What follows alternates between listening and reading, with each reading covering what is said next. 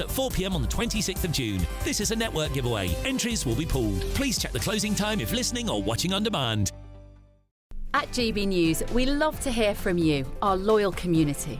So drop us a line at gbnews.com/yoursay. There you can talk to each other and also to the presenters live on air. gbnews.com/yoursay, because GB News is your channel, Britain's news channel. From the school run to the home run, watch a new show for all of Britain. So he can say whatever he wants. A straight talking show where all voices are heard. And, you know, when are we going to stop talking about smashing the gangs and actually do it? With the stories that matter from every part of our country. There's a bit of a crash landing there for your Chancellor. Bold, fearless and standing up for you. That's me, Martin Daubney, 3 p.m. till 6 p.m, weekdays, here only on GB News. The People's Channel, Britain's news channel. Join me, Nana Akweer, for an informative, interactive news programme with a difference. It's fun. No, he didn't say that, Dave. I'm so surprised. I think there's an element of truth to that. Join me from 3 p.m. every weekend, only on GB News, Britain's news channel. Hi, I'm Michelle Dewberry, and my show is your opportunity to cut through all the noise and dive in headfirst to some robust debates. Ideas clash. Situation, isn't it? Because the failure is... You're deliberately avoiding my point. Nothing's held back. And if you think this is the end of it, wait for more. And we do not shy away from the difficult stuff. Sometimes I want to shake people and say, if only you understood. So join me on Jubes & Co weeknights at 6 p.m, only on GB News, Britain's news channel.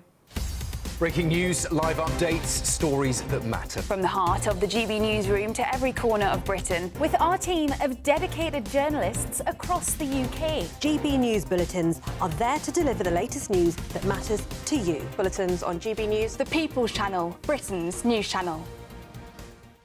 The GB News audience is different, it's unique, because they see through the nonsense. We want to debate with each other, we want to listen and maybe learn. We have a chat. That's what we do. We try and have a chat. They'll watch my programme while they're eating their tea, they'll watch breakfast while they're busy getting their kids ready for school. We want to hear what matters to you, what is news for you. And what's brought you out here today? What are the biggest issues affecting this particular area? The audience are the best thing about GB News. Their friends, their family. They're people who need to have their voices heard. They're passionate about the channel, they're passionate about what they believe in. The one thing about GB News is you get a chance to speak. Talk to me about why so many people have gathered here today. Do you want to say something back in return? The GB News audience is what makes GB News special. It's incredible to see. They shape our programmes, they shape our output, and they shape our channel. That's what makes us the fearless champion of Britain.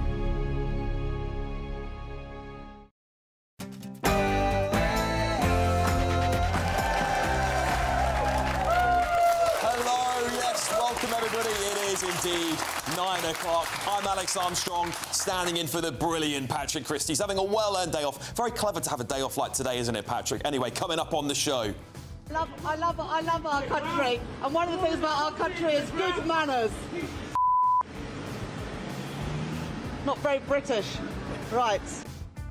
Well, she's had a right mare there, hasn't she, the Chancellor? Is heckling really un-British, or can the left just not handle the reality? Also, migration has come down. The last government lost control. It was nearly 1 million. It's down to about 1/5 of that. Well, net migration is down, but over 200,000 British people left the country and over 800,000 people from outside the EU came in. Is this a victory? Yes? Boo? Yeah? Yeah. Well, Labour might think it is. And...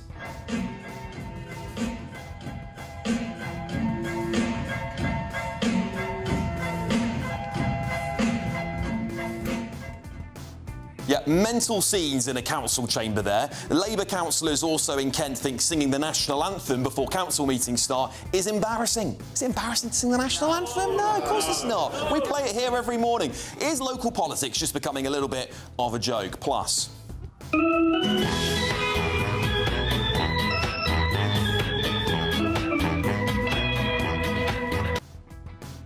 Yes, it's a scorcher. Brits always finding clever ways to cool down. But while we bask in this beautiful Mediterranean weather, climate fanatics are putting out maps that make it look like Britain has been hit by a nuclear weapon. Have they lost their minds? Also, how dare you? You have stolen my dreams and my childhood with your empty words.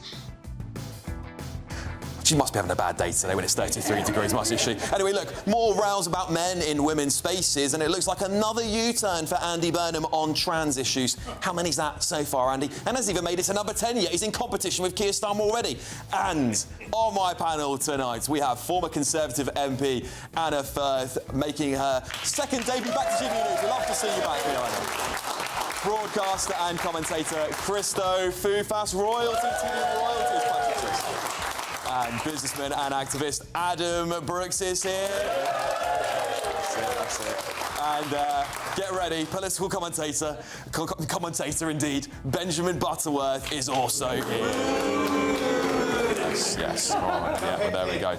Look, on a more serious note on the show today, we will mark the 9th anniversary of the Manchester Arena bombings, as well as the murder of Lee Rigby. We'll be looking back at 2 horrific Islamist terrorist attacks and ask if we've learnt anything at all.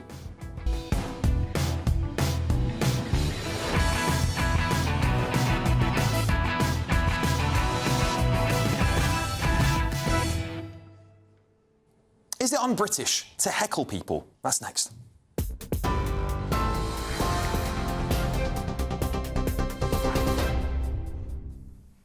Alex, thank you. The top stories. The government is to review the sentencing of 3 teenage boys who raped 2 girls in separate attacks in Hampshire after criticism their sentences were too lenient. The boys were aged 13 and 14 at the time of the offences, which the court heard involved repeated rape, threats with a knife, filming on mobile phones and sharing footage online. The teenagers were given youth rehabilitation orders and walked out of the court today with 11 rape convictions between them. Former Home Office Minister Jess Phillips criticised the sentence given to the teenagers who avoided custodial sentences as sending a bad message. 7 Afghan men charged with 40 offences connected to group-based child sexual exploitation have been remanded in custody after appearing in court today. The Crown Prosecution Service says the charges include rape, conspiracy to rape and facilitating human trafficking relating to alleged offending between August of 2023 and May 2025. The charges relate to 2 victims who were aged in their early to mid-teens at the time. Elsewhere, police investigating Andrew Mountbatten Windsor are understood to be looking at potential sex offences as part of a wider inquiry linked to Jeffrey Epstein. Detectives are reportedly keen to speak to a woman who claims she was taken to the former prince's home in Windsor for sexual purposes. The investigation began after the release of Epstein files in the United States, with Andrew arrested earlier on this year on suspicion of misconduct in public office. He denies any wrongdoing. Also in the US, Tulsi Gabbard will resign from her position as the US Director of National Intelligence in the Trump administration, citing her husband's recent bone cancer diagnosis. "His strength and love have sustained me through every challenge," she wrote in her resignation letter. President Donald Trump said in a social media post that Gabbard has done an incredible job and will miss her. Her resignation is effective from the 30th of June. Aaron Lucas, the Principal Deputy Director, will step in as Acting Director, Trump has said. Well, it's officially the warmest day of the year so far. Temperatures reached 28.4 degrees earlier today in Cambridge and Heathrow, the Met Office has said. It comes as the UK is forecast to see its hottest May day on record on Monday. Temperatures expected to reach 33 degrees in southern England and the Midlands. The current May temperature record is 32.8 degrees. And some sad news today. The TV presenter Judith Chalmers has died at the age of 90. She was best known for hosting ITV's travel programme Wish You Were Here, which she presented for almost 3 decades. Her family says she died peacefully at home, surrounded by her relatives. That's after living with Alzheimer's in her final years. And those are the latest GB News headlines for now. More in an hour. Take the GB News family with you on any device. As long as you have an internet connection, tune into GB News anywhere on the planet or beyond.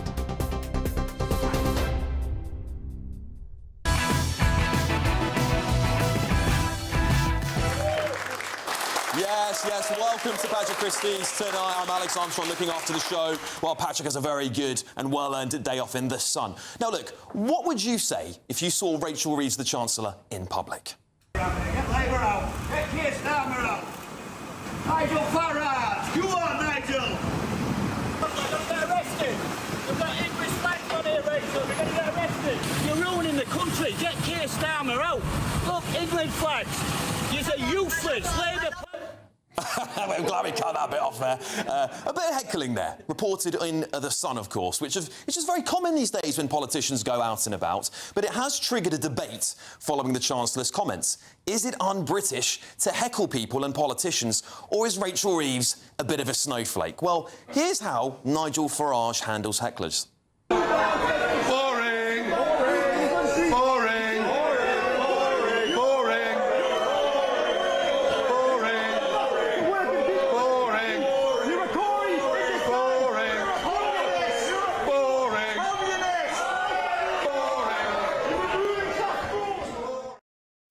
Yeah, and he also gave one other protester some very timely advice. Now, if you have a look, you need a haircut, mate. You need a haircut. Well, yeah, you do. Wow.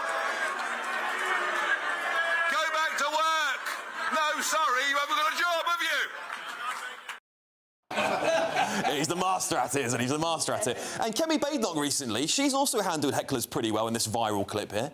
The people who've died and who've been killed were Jewish people in synagogues. Let's stop pretending that something else is happening. But this Thank isn't you. about... No, it is. It very much is. It very much is. It very much is about Jewish people. And you can say all that you like, but this is how the 1930s started, with people pretending not to see what was happening in front of them. I am not blind. I can see. No. I'm telling people the truth, and they will always know that I stand behind Jewish people. And I stand for them. I'm sorry, but I disagree with you. You just have to accept that. Yes, that's too bad. That's too bad. People know where I stand, and I'm not going to be intimidated. I'm not going. No. I am the right. I am the right. Yes, and I'm very proud of being on the right. I'm not pandering to the far right. What I am doing is supporting. No. What I'm doing is supporting Jewish people from the sort of ignorance people like you put out there, and I will never be intimidated by it. You know what? I think that deserves a round of applause for Kemi Badenoch, doesn't it? That's absolutely fantastic. Bravo, Kemi. Class. But how does our charismatic leader, Keir Starmer, handle a bit of public scrutiny? That man is not allowed in my pub. Get out of my pub. Go on. Get out of my pub. I thought that might have been Adam Brooks for a second. I had to double check. Look, how can anyone forget this moment? You need someone who will put Bristol on the map, and that is the objective. And you've got some fantastic candidates. You've got some charming people here in Bristol. You can see what absolute sweethearts they are. But as the jeers continued, he could no longer see the funny side and shouted back at the hecklers. Lefty tossers. Sorry. You don't know anything about people in this country. Yeah, absolutely brilliant. Well said, Boris. So with some of those clips in mind, is it just the left who can't take a little bit of heckling, or is heckling itself deeply un-British? Right, should we find out from my panel? Former Conservative MP Anna Firth, broadcaster and commentator Christo Foufas, a businessman and activist Adam Brooks, and journalist and broadcaster Benjamin Butterworth. Let's get a round of applause for the panel. Yes, fantastic stuff. Well, look, Anna, I should probably start with you because, you know, you were a Conservative MP. Did you ever get heckled? Oh, yeah, of course. Yeah. In fact, once I had a whole bucket of water thrown over me from the top of a building scaffolding. Now, luckily, we managed to move just in time for the water to come down behind me. Yeah. What do you think? Is I think that was a bit too much. Yeah, that might be a bit too far. No. If you go back through history, election campaigns used to be run really differently. There used to be a series of public meetings, and how the politician handled the hecklers was a really key part of whether they would be a good politician, a good representative, a good leader. You know, it shows fleet of foot, doesn't it? It shows that you can respond in the moment. So no, heckling is a really important part of British political life. And I wish I'd been in Parliament, you know, when Dennis Skinner was there, because he was an absolute scream with his heckling. And who can forget Gillian Duffy? Remember her heckling Gordon Brown and him calling that bigoted woman. So no, I think you know, it play by the sword, you know, die by the sword. This is part of British politics. The only time I don't like it is where it is not really heckling, where it is actually intimidation. And I did see that as well in the House of Commons, particularly, you know, Miriam Cates, who's a wonderful presenter, and this awful lefty MP whose name has momentarily escaped me, was really, really harassing her in the chamber and went and sat right beside her. You probably remember him. Is it Lloyd Russell Moore? That's the one. So when it crosses that line into being harassment, then I think that's a very different matter. But this didn't. And you know what? I'm no fan of Rachel Reeves and certainly no fan of her policies. But you know, she actually had one good line at the end, where she said, oh, he obviously hasn't heard about my fuel duty policy. And what a shame she didn't come out with that at the first, because that might have saved her. Might have saved her. Benjamin? Well, look, there's a distinction between heckling and trying to abuse or intimidate somebody, right? The man, you'll notice in the full clip, Rachel Reeves doesn't respond, doesn't engage with it for quite a while as he makes his arguments. There's no disrespect or exchange. But then, as you cut off, he becomes actually quite foul-mouthed. He's shouting from a car as a big bloke and a lone woman who's at work trying to do her job on the pavement side. She's a lone woman, Benjamin. She's a government minister. And actually, you know, there is something really dangerous about the fact that Nigel Farage and other members, senior members of Reform, came out and celebrated this. Because I think this is giving a licence to cruelty. Now, you are quite entitled, absolutely, you are quite entitled to criticise, to shout out at a politician that you disagree with them or have a debate in a public meeting. But the idea that blokes in vans should go around lecturing, shouting, swearing at politicians of any description is not the Britain I want to live in. Do you know, you've given an excuse for this cruelty to my ears. You really have, because, I mean, the nonsense. Right, firstly, Rachel Reeves, she's incompetent. She's overseeing businesses closing, unemployment is rising. We've had 1 month of growth, you know, whoopee-doo. She's got a dodgy CV, and after her tears in Parliament, I think she's emotionally unstable. Well, you'd know. Well, I would know, thank you. And also, you know, her standing there and trumpeting the fuel duty. What, you're going to tax us a little bit less than the tax you're taking, which you shouldn't be already? Oh, well done you, congratulations.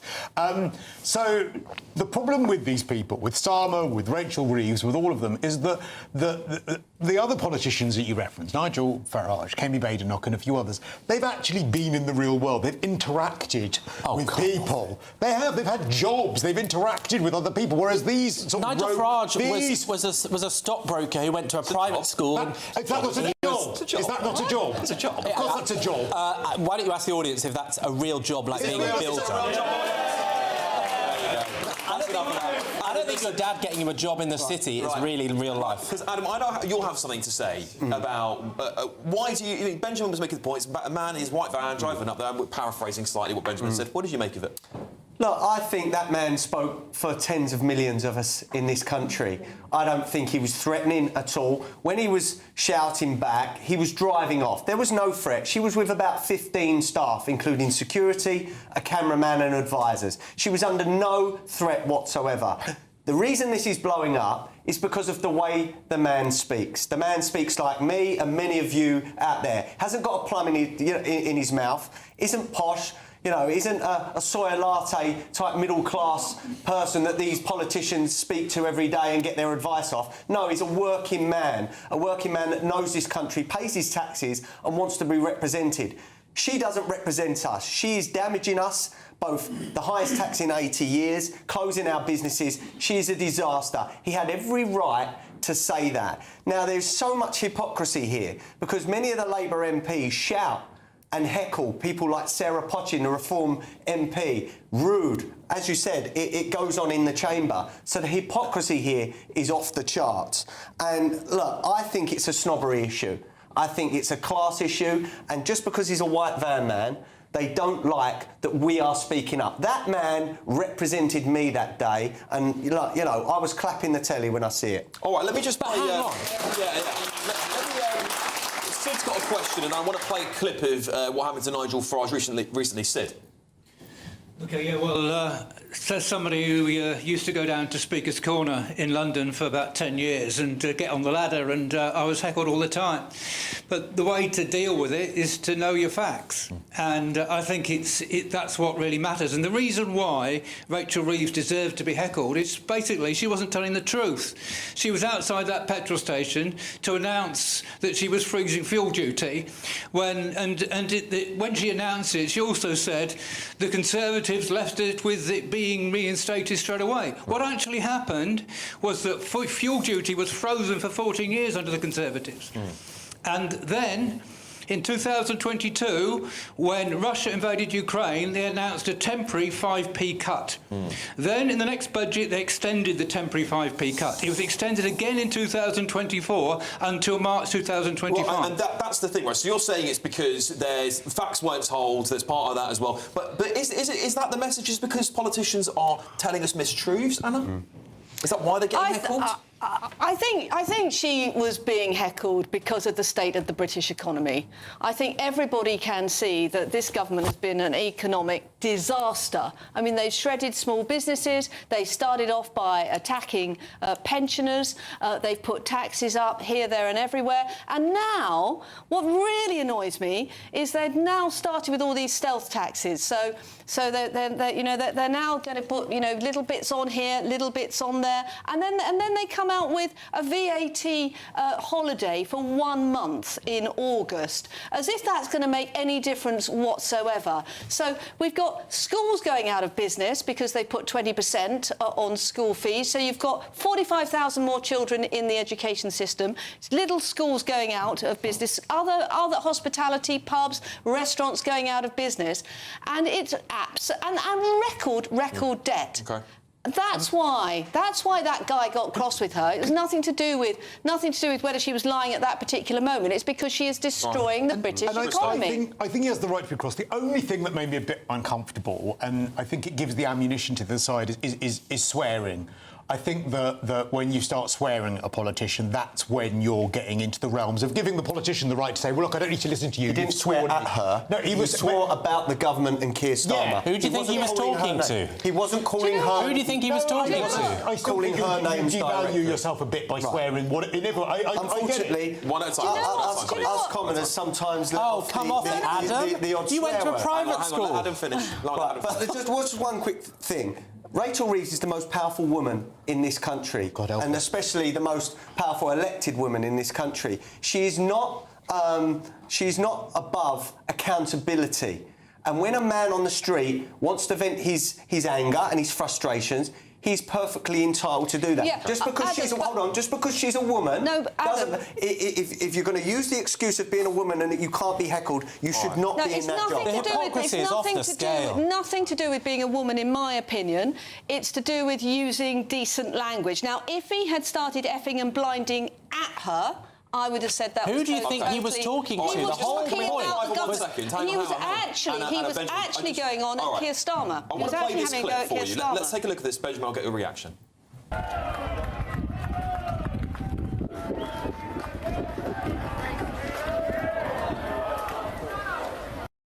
Yeah, and if my memory serves me well, that was on the general election campaign trail in Clacton there. Nigel Farage getting hit by a milkshake. What do you think of that? Well, it's disgusting.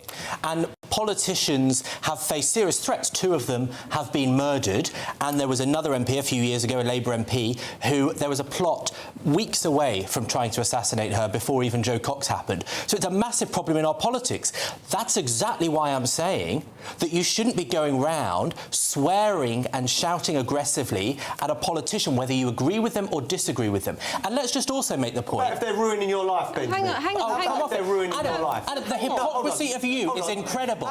You sat on Twitter saying that if I ever saw a woman being abused, I would step in. It's despicable. And yet when it's someone you politically disagree with, you celebrate it. I won't sit here while a privately educated millionaire who lives in a gated house claims to be the work of the man of the working people, while I grew up in a council estate. Let me just address that. I put on Twitter that anyone that intimidates or harasses a woman on a train or in private, in the street, should be dealt with, and I would step in there. That isn't this country. She's an elected woman with security. You want a bloke to her. swear at women in the street, and you go, fantastic, do it again. That is hypocrisy. She's the most you powerful don't stand woman up for women at all. She's the most powerful woman, elected woman in this country. So address her with your points, not your aggression.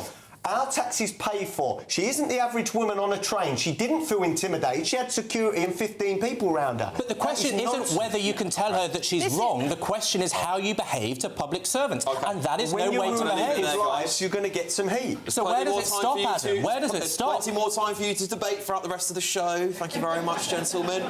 Thank you all. We will, of course, have lots more debate coming up here in the next couple of hours. But first, it's the Great British Giveaway. We love the Great British Giveaway.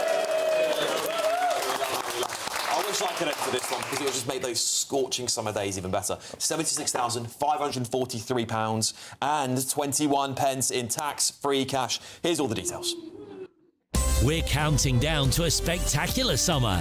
It's your chance to win £76,543 and 21 pence in totally tax-free cash. A lump sum that you could have in time to splash out with this summer. Imagine all the things you could do with that cash. Give the garden a glow up, max out on a new motor, or just make sure the coming year is your year. And because it's tax-free, you get to keep every single penny for a chance to win £76,543 and 21 pence in tax-free cash. Text cash to 63225. One entry costs £2.50 plus one standard network rate message. Or text bonus to 63225. 5 entries cost £5 plus one standard network rate message. Go to gbnews.com/win. Entries start at £2.50. Call 0903 686 3232. Calls cost £2.50 plus your network access charge. Or post your name and number to GB21 PO Box 8690 Derby DE1 9TT. UK only. Entrance must be 18 or over. Lines close at 4 p.m. on the 26th of June. This is a network giveaway. Entries will be pulled. Please check the closing time if listening or watching on demand.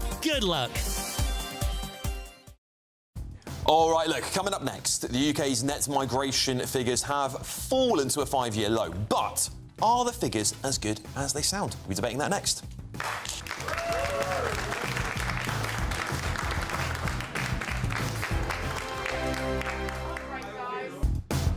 Do you trust what you're being told? Good, because neither do I. Those are just facts. I'm Alex Armstrong, and on my show, we'll expose the spin. Well, I want to answer that, because you didn't let me last time, because you always speak over me. The broken promises. To deny that is denying the truth. And the hypocrisy. We can allow. Stop. You think we can allow. Politics, policy, parliament. Nothing is off limits. No sugarcoating, no fear of offence, just the truth laid bare. Tune in every Saturday and Sunday at 9 p.m. for Alex Armstrong Tonight, only on GB News, Britain's news channel. At GB News, we love to hear from you, our loyal community. So drop us a line at gbnews.com/yoursay. There you can talk to each other and also to the presenters live on air. gbnews.com/yoursay, because GB News is your channel, Britain's news channel. Westminster's full of talk, but out here, it's the real world. Am I allowed to talk then? No, that's it. This is where it matters, real people and real lives. That's what politics is all about. The fact has Trump made a good start? No. Straight answers, no spin, and just a couple of pints. How many fingers have I got up? About 10. So join me for Lee Anderson's Real World every Friday at 7 p.m. only on GB News. The People's Channel, Britain's news channel. From the school run to the home run, watch a new show for all of Britain. So he can say whatever he wants. A straight talking show where all voices are heard. And, you know, when are we going to stop talking about smashing the gangs and actually do it? With the stories that matter from every part of our country. There's a bit of a crash landing there for your Chancellor. Bold, fearless and standing up for you. That's me, Martin Daubney, 3 p.m. till 6 p.m. weekdays, here only on GB News. The People's Channel, Britain's news channel. Breaking news, live updates, stories that matter. From the heart of the GB newsroom to every corner of Britain, with our team of dedicated journalists across the UK. GB News bulletins are there to deliver the latest news that matters to you. Bulletins on GB News, The People's Channel, Britain's news channel. Westminster, the ultimate clique. And you're fighting like rats in a sack. But here on the Camilla Tominey Show, we ask the questions the establishment media is too scared to ask. OK, let me ask you a straight question, because I know you're a straight-talking politician. Whether it's net zero, illegal immigration or law and order, nothing is off limits. You had the power then. Yeah, as I and say, now you've lost it. That's the Camilla Tominey Show, a politics show that's fearless. But no, let me finish my question if you don't mind, because it is my show. Sundays at 9:30, only on GB News, the People's Channel, Britain's news channel.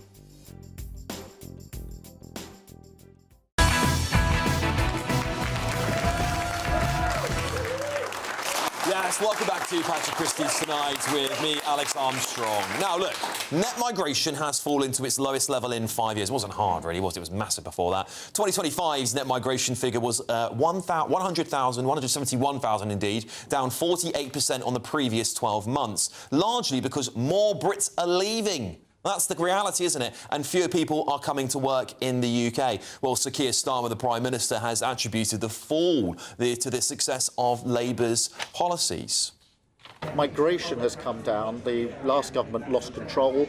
It was nearly 1 million. It's down to about a fifth of that, the figures that came out today. So all of these things show that, and I'm really proud of this, that despite all the other discussions that are going on, this is a government that is delivering for people across the country.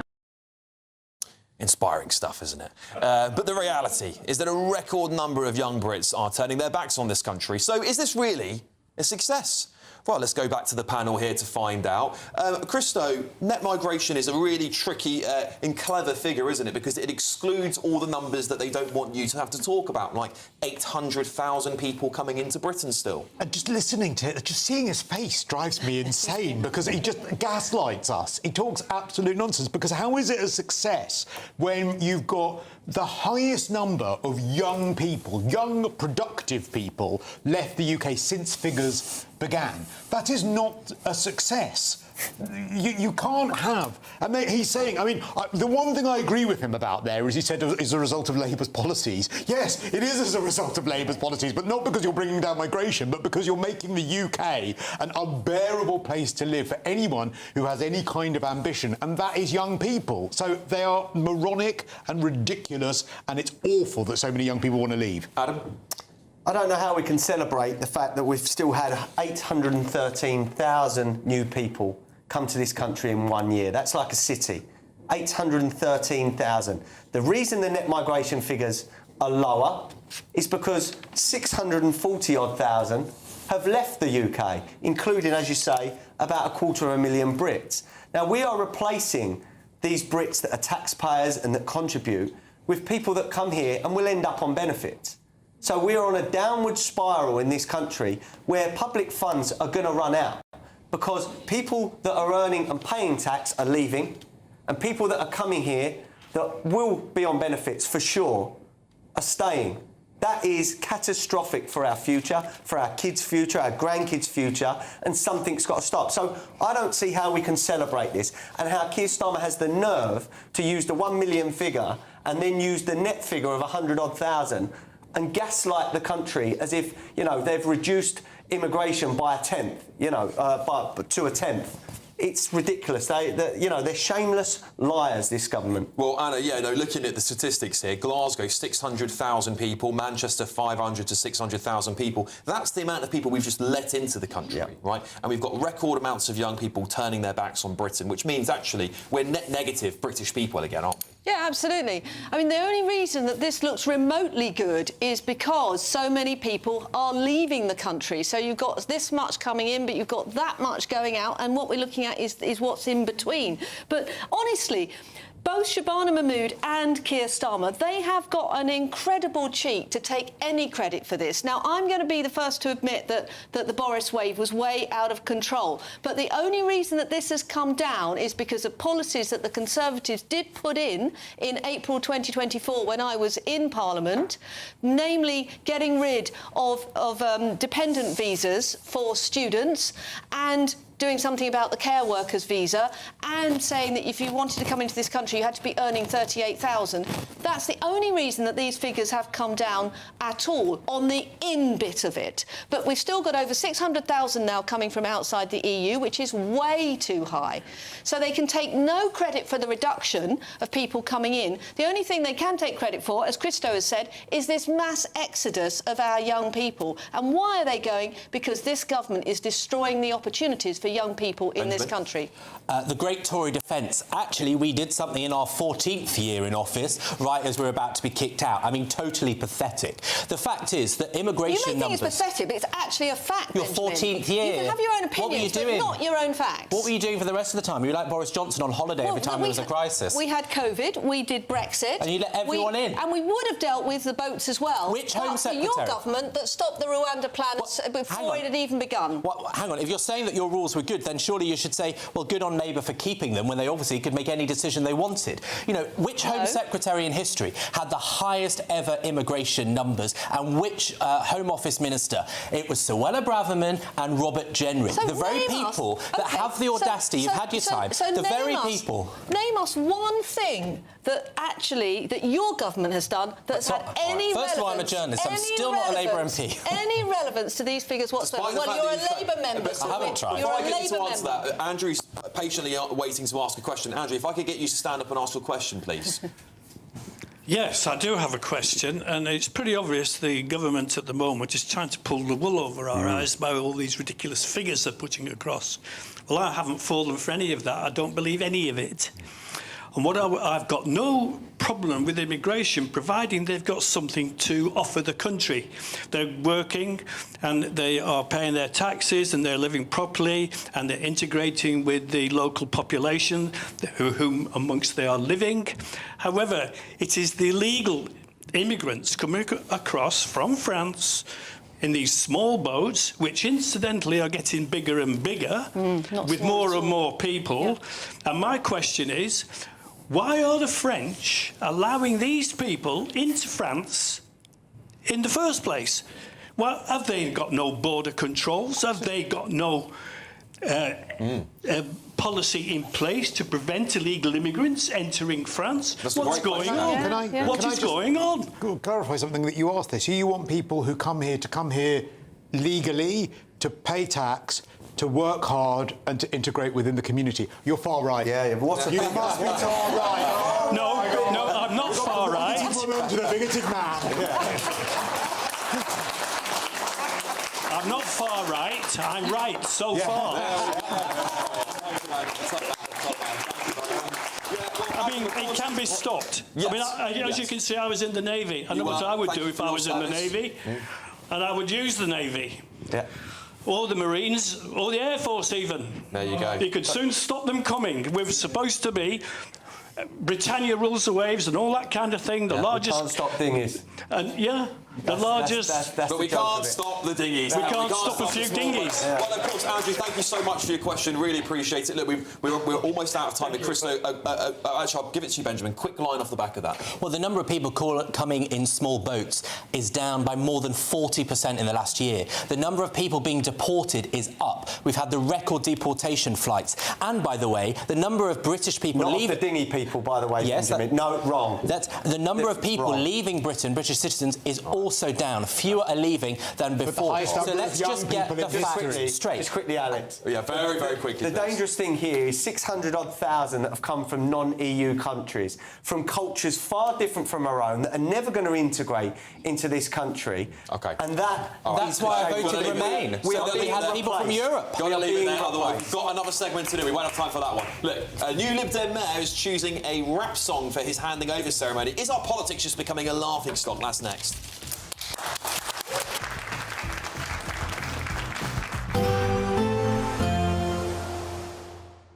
I hope we haven't forgotten anything. Travel insurance, I tick that box. Yeah, but remember what you forgot last year. All Clear Travel Insurance sponsors GB News Travel Destinations Forecast.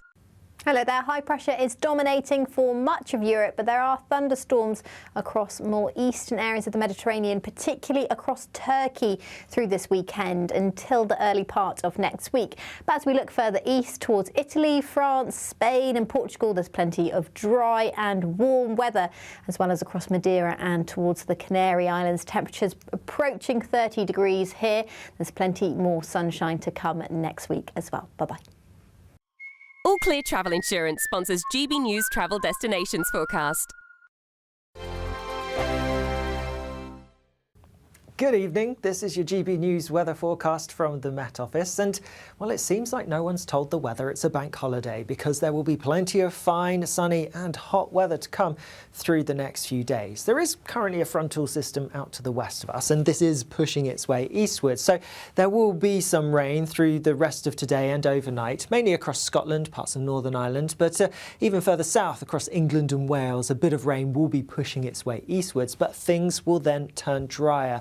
Lots of dry weather through the early hours of tomorrow morning for most places, and even though there will be some breaks in the cloud, temperatures not dropping a huge amount, so most places staying in double digits, a relatively warm start to the day for most of us tomorrow morning. That being said, there will be a bit of rain across the eastern parts of England, that front taking a little while to clear through, and a few spots of rain perhaps over parts of Wales, but otherwise it's dry, lots of sunshine for England and Wales, and similar across Northern Ireland, particularly towards the east, sunnier skies here. Meanwhile, a bit of a northwest-southeast split across Scotland first thing tomorrow. Cloudier towards the northwest, a few spots of rain, brighter skies towards the south and east. But through the day, we are going to see lots of sunshine across many areas, even towards the northwest. Yes, there will be some cloud and some rain, but there should be some sunshine breaking through. And for most in Scotland and Northern Ireland, it's going to be a brighter day than today. Across England and Wales, lots of sunshine, and temperatures for many will be a touch higher than today, a greater chance of getting into those low 30s Celsius. After perhaps a bit of a chilly night to come for some of us through Saturday night into Sunday, and watch out for a bit of fog first thing on Sunday morning in the east. Otherwise, it's looking like another fine, sunny and hot day for many, but again, a bit of cloud and a bit of rain towards the northwest. The sunshine, the hot weather continues through the bank holiday. In fact, Monday looks set to be the hottest day of this spell. Bye-bye.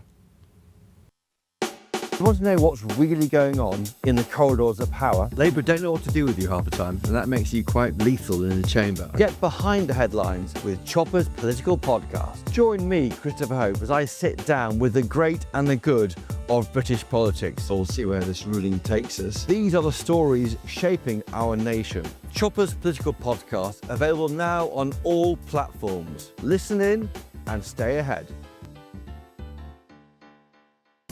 I've been in Westminster for a long time, but I know that though power may be here, its effect on people's lives is across the whole of the country. We may be where rules are made, but it's where they're implemented that matters. Join me, Jacob Rees-Mogg, for forthright and frank discussion on where Britain has come from, where it's going, and where it will end up. That's State of the Nation, Monday to Thursday, 8 to 9 o'clock. Vox Populi, Vox Dei.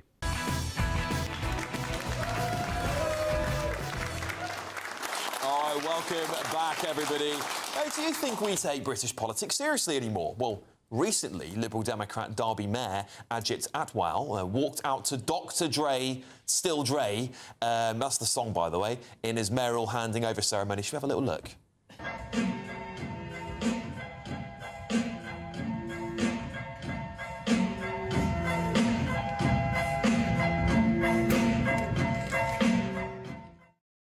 I mean, it's just ridiculous, isn't it? I mean, he's a...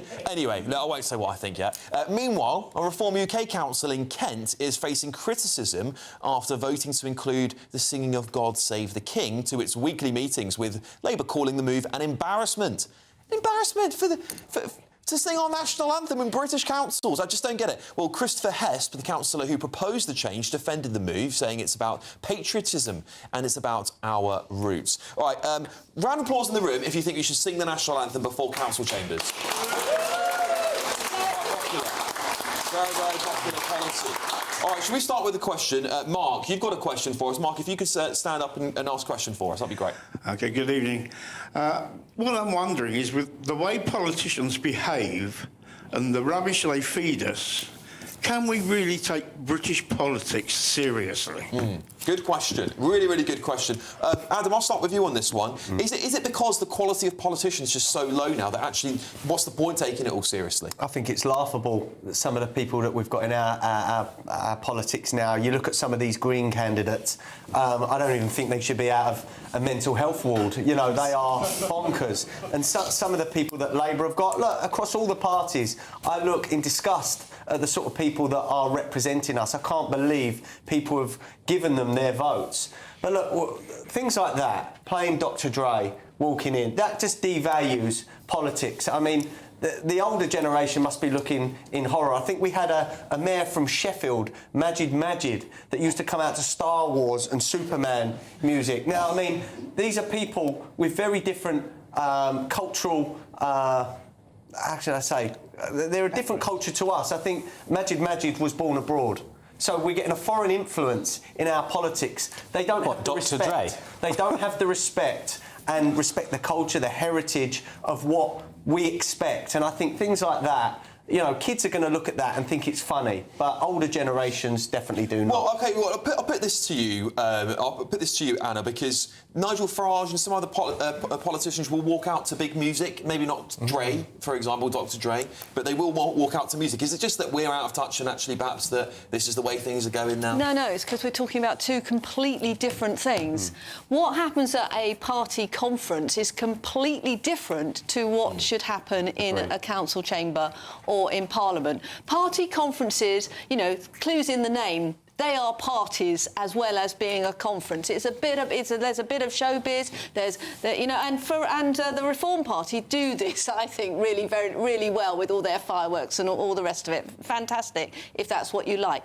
But actually, being a parliamentarian or being a county councillor, you know, it's actually really important stuff. We are, you know, in Parliament, obviously, you're dealing with billions and billions and billions of our pounds, and you're making really serious decisions. And on a slightly smaller scale, same is the case in council chambers. And in that setting, I think it should be serious. I wouldn't be singing the national anthem before you start your council proceedings, but what I would do, call me old-fashioned, but I would have prayers. And that's how you start every day in Parliament. Hold that thought for just 1 second, because Valen's got a question as well. Valen? The Starmer economy, Rachel fixing the supermarket prices. If someone has a job, I would like to work for you. I'm Valen, VHALAN. You can find my email, valen@proton.mil. Well, listen, we do need to get some more people into work in this country. So there you go. Well done. Good luck, Valen. Good luck, Valen.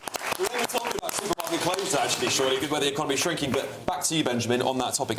Is politics just being devalued? Well, first of all, I was going to say, actually, they have the national anthem, I think, at the end, and the Lord's Prayer at the start is what Kent County Council has done. I don't have a problem with playing the national anthem, but it's just typical of reform, right? Kent County Council stood for election saying they won't put up your council tax, and then they put it up by the maximum 4% that they could. So painting your failure in red, white and blue, still it's a failure, and I think they try to use national identity to cover up for some of their inadequacies. Now, on the question of British politics not being serious, that's so true. I mean, we live in an age where the quality of politicians across the board is not anything like it could be. The very idea, and, you know, I support Labour, though I'm still not a Labour politician, but the idea Andy Burnham, who was a second-rate politician, or a mid-ranking politician, I should say, in the Blair Brown years, is now the great hope, speaks volumes to that. I'm sorry, I loved that Kemi Badenoch clip from earlier, but she is nowhere near intellectually capable of being the British Prime Minister. I completely and utterly disagree. Nothing like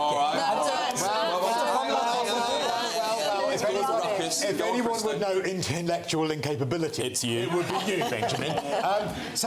Two very quick points. Firstly, do you remember the time where, you know, figures like Dennis Healey, Tony Benn, you might have looked at them and thought, I disagree with you, but they were really towering, respectable, you know, intellectual figures in politics. And nowadays, you just look at the Labour front bench and you think, my God, how did you get there? Is it a Disney movie? Did you win a prize or something to get there? Secondly, just on the subject of patriotism, I would like to make a point about Eurovision. And, because, you know, all roads lead to Eurovision. But, you know, there was a song in Eurovision last week, and it was called Viva Moldova by Moldova. And it was basically, long live Moldova. You know, Moldova is an amazing place. My home is your home. Family is the foundation. That was their entry, right? We would be laughed at if we were to do that here in the UK. And isn't it amazing that a country... I've never been to Moldova. I don't know whether it's a nice place or not. But they are so proud of their nation, whereas here, it's seen as sinister. If you want to sing the national anthem, God, why are you wanting to do that? You want to cover up your failures. Why are we like that in this country? Why have we become suspicious of patriotism? But there are people that spend so long telling people how patriotic they are while they don't actually do the right thing. And the Kent Council, with its tax rate rises, is exactly an example of that. But I'd also just say, you know, I think sometimes people like you have a double standard on this, because Donald Trump gives great, significant speeches to the world and then walks off stage to YMCA, and nobody says that he's not a serious figure. So is it actually such a problem? Do they play it in Congress? Would he do it in Congress or the Senate? Yeah, or in the Oval That is Office. our whole point. I've got a strong feeling he would if he could. So, actually, is it such a problem that people try to engage with the public on a level that they like? All right, well, maybe that's it. Right, there we go. What do you think at home? Let us know, gbnews.com/your say. Look, coming up, brace yourselves for a bank holiday nuclear heatwave, apparently. It's going to be hotter than Barbados here over the next few days, and the climate fanatics have lost their marbles. We'll get that all next.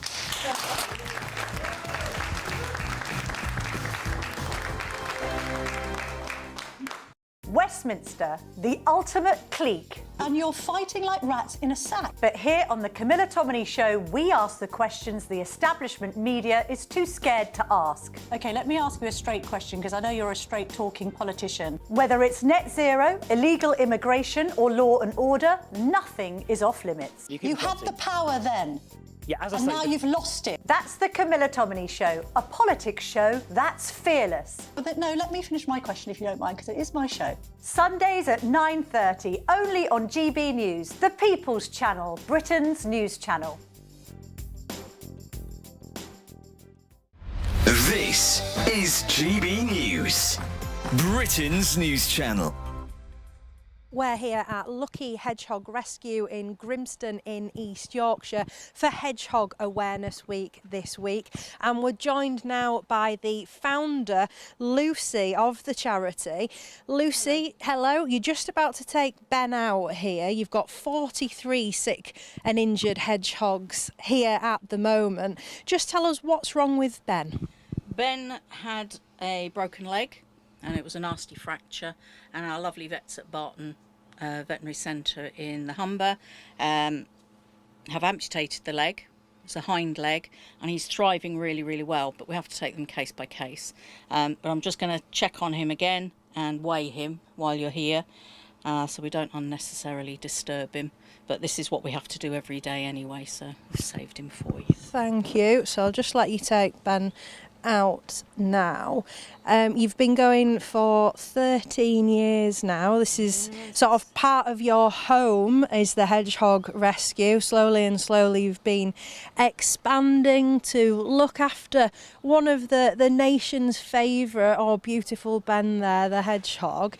Obviously this week is all about raising awareness for hedgehogs. What are tips that people can follow to look after hedgehogs that they may see in their gardens and around?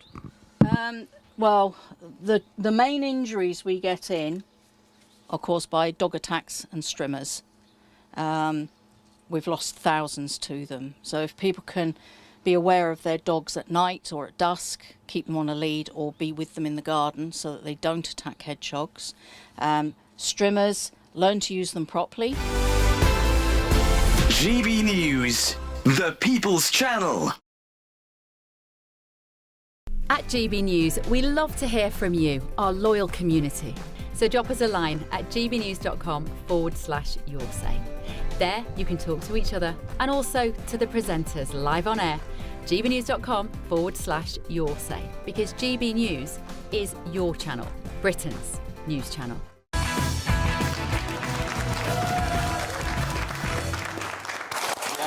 Welcome back, everybody. It's a very lively audience this evening. Well, look, as you all know if you're at home, the UK is bracing for a record-breaking bank holiday heatwave. What do you make of that? Absolute tops. Well, listen, predictably, urgent amber health heat alerts have now been issued across parts of England, but that won't stop people from enjoying the weather, will it?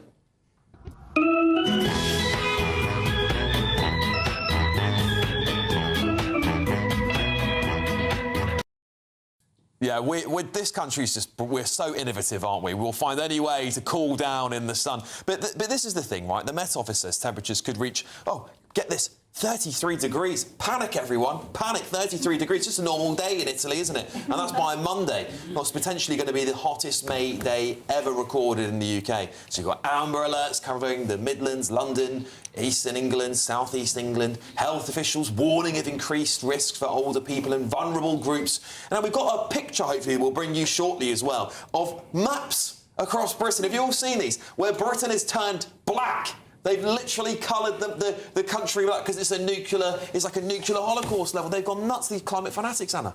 I just think it's nanny statism. I just can't stand it when the government starts telling me to do the absolute, obvious. Aren't we incapable of using our common sense?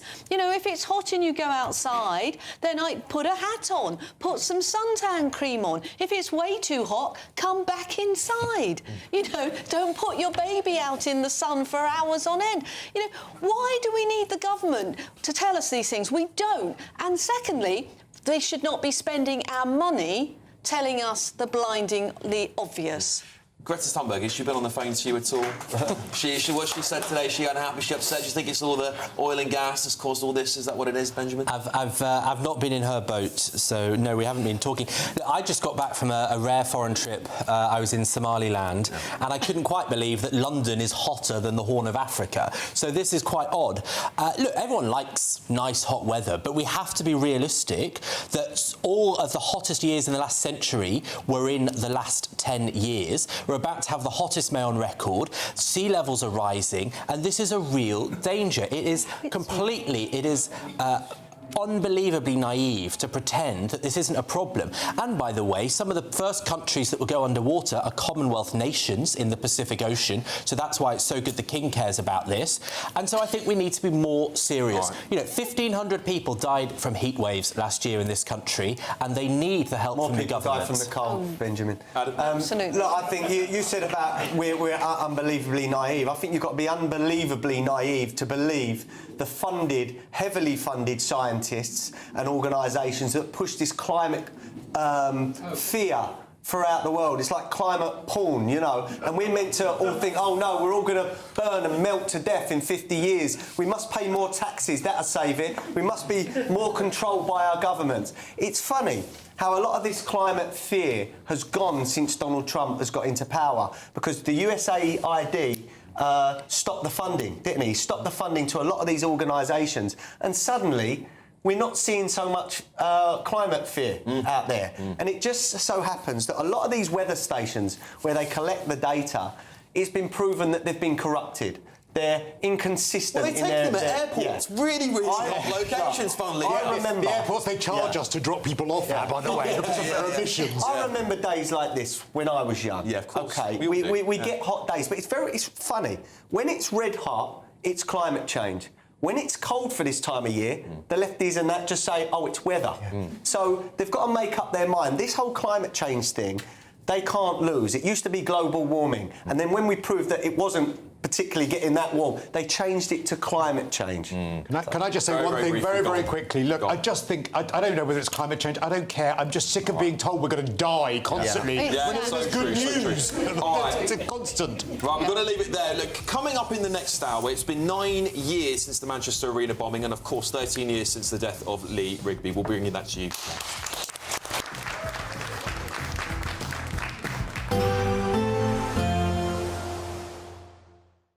Expect warm spells with the odd rude interruption. Box Boilers sponsors the weather on GB News. Good evening, this is your GB News weather forecast from the Met Office, and well, it seems like no one's told the weather it's a bank holiday because there will be plenty of fine, sunny and hot weather to come through the next few days. There is currently a frontal system out to the west of us, and this is pushing its way eastward, so there will be some rain through the rest of today and overnight, mainly across Scotland, parts of Northern Ireland, but even further south across England and Wales, a bit of rain will be pushing its way eastwards, but things will then turn drier. Lots of dry weather through the early hours of tomorrow morning for most places, and even though there will be some breaks in the cloud, temperatures not dropping a huge amount, so most places staying in double digits, a relatively warm start to the day for most of us tomorrow morning. That being said, there will be a bit of rain across the eastern parts of England, that front taking a little while to clear through, and a few spots of rain perhaps over parts of Wales, but otherwise it's dry, lots of sunshine for England and Wales, and similar across Northern Ireland, particularly towards the east, sunnier skies here. Meanwhile, a bit of a northwest-southeast split across Scotland first thing tomorrow. Cloudier towards the northwest, a few spots of rain, brighter skies towards the south and east. But through the day, we are going to see lots of sunshine across many areas, even towards the northwest. Yes, there will be some cloud and some rain, but there should be some sunshine breaking through. And for most in Scotland and Northern Ireland, it's going to be a brighter day than today. Across England and Wales, lots of sunshine, and temperatures for many will be a touch higher than today, a greater chance of getting into those low 30s Celsius. After perhaps a bit of a chilly night to come for some of us through Saturday night into Sunday, and watch out for a bit of fog first thing on Sunday morning in the east. Otherwise, it's looking like another fine, sunny and hot day for many, but again, a bit of cloud and a bit of rain towards the northwest. The sunshine, the hot weather continues through the bank holiday. In fact, Monday looks set to be the hottest day of this spell. Bye-bye. Expect warm spells with the odd rude interruption. Boxed Boilers sponsors the weather on GB News. There's a totally tax-free £76,543.21 in cash to be won. Cash to spend on anything you like. That's like having over £6,000 extra to spend each month for a whole year. You could spend it on a bucket list holiday, treats for all of the family, or just save it for a rainy day. For a chance to win, text cash to 63225. One entry costs £2.50 plus one standard network rate message, or text bonus to 63225. 5 entries cost £5 plus one standard network rate message. Go to gbnews.com/win. Entries start at £2.50. Call 0903 686 3232. Calls cost £2.50 plus your network access charge. Or post your name and number to GB21 PO Box 8690 Derby DE1 9TT. UK only. Entrance must be 18 or over. Lines close at 4 p.m. on the 26th of June. This is a network giveaway. Entries will be pulled. Please check the closing time if listening or watching on demand. I've been in Westminster for a long time, but I know that though power may be here, its effect on people's lives is across the whole of the country. We may be where rules are made, but it's where they're implemented that matters. Join me, Jacob Rees-Mogg, for forthright and frank discussion on where Britain has come from, where it's going, and where it will end up. That's State of the Nation, Monday to Thursday, 8 to 9 o'clock. Vox Populi, Vox Dei. Join me, Nana Akwe, for an informative, interactive news programme with a difference. It's fun. No, he didn't say that, Dave. I'm so surprised. I think there's an element of truth to that. Join me from 3 p.m. every weekend, only on GB News, Britain's news channel. From court mornings to warm family brunches. From football to tennis in the car. In the kitchen. GB News Breakfast is there. With the stories you need and the conversations that matter. Anyway, let's talk business. Well, it has been a historic night in British politics. It's astonishing, isn't it? We're here again to start your day just right. GB News Breakfast. Every morning from 6 a.m. Only on GB News. Britain's news channel. 5 hosts, 5 opinions, 5 fearless debates, 5 unfiltered takes on the day's news. 5 reasons not to be anywhere else on Saturday night. This is the Saturday Five. You got me. You got me good there. Britain's biggest Saturday night TV show. It's not a bad brand. Yeah. Uncensored. Very, very racist tonight. On the unpredictable. What does she say? Can you translate it for us? And always entertaining. And how can a country go from being led by William Wallace Saturday nights from 6 p.m. only on GB News. The People's Channel. Britain's news channel. You're going to want to stay tuned, trust me.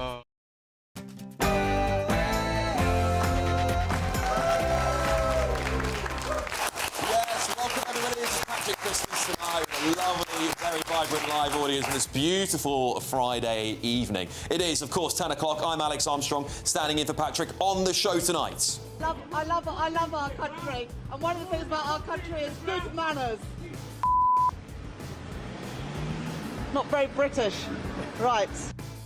Yes, the Chancellor had a little bit of a mare, didn't she? Is heckling really un-British, or can the left just not handle the reality of it all? Also, migration has come down. The last government lost control. It was nearly 1 million. It's down to about a fifth of that. yeah, net migration is down, but over 200,000 British people have left the country and over 800,000 people have come in. Is this really the victory Labour think it is? Plus...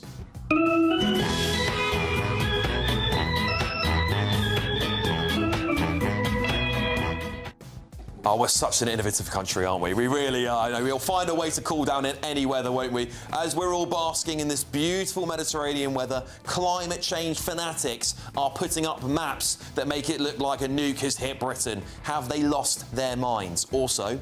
How dare you? You have stolen my dreams and my childhood with your empty words. She's going to be having a really bad day today, isn't she? Let's face it.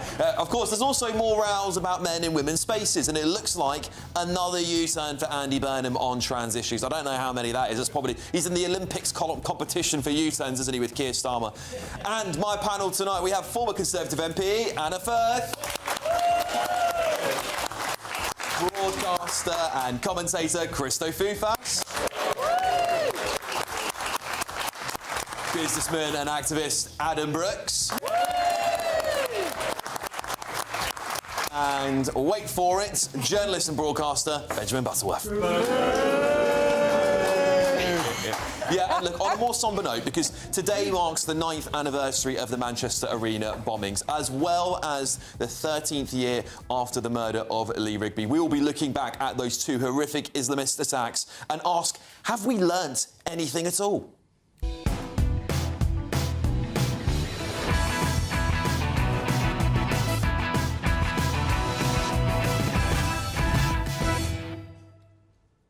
Yeah, have we learned anything from those Islamist attacks? That's next.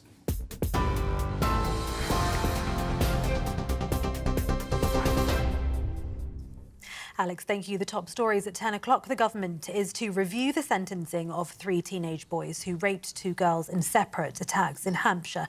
It's after criticism that their sentences were too lenient. The boys were aged 13 and 14 at the time of the offences, which the court heard involved repeated rape, filming on mobile phones and sharing footage online. The teenagers were given youth rehabilitation orders and walked out of court with 11 rape convictions between them. Former Home Office Minister Jess Phillips criticised the sentence given to the teenagers who avoided custodial sentences as sending a bad message. 7 Afghan men charged with 40 offences connected to group-based child sexual exploitation have been remanded in custody after appearing in court today.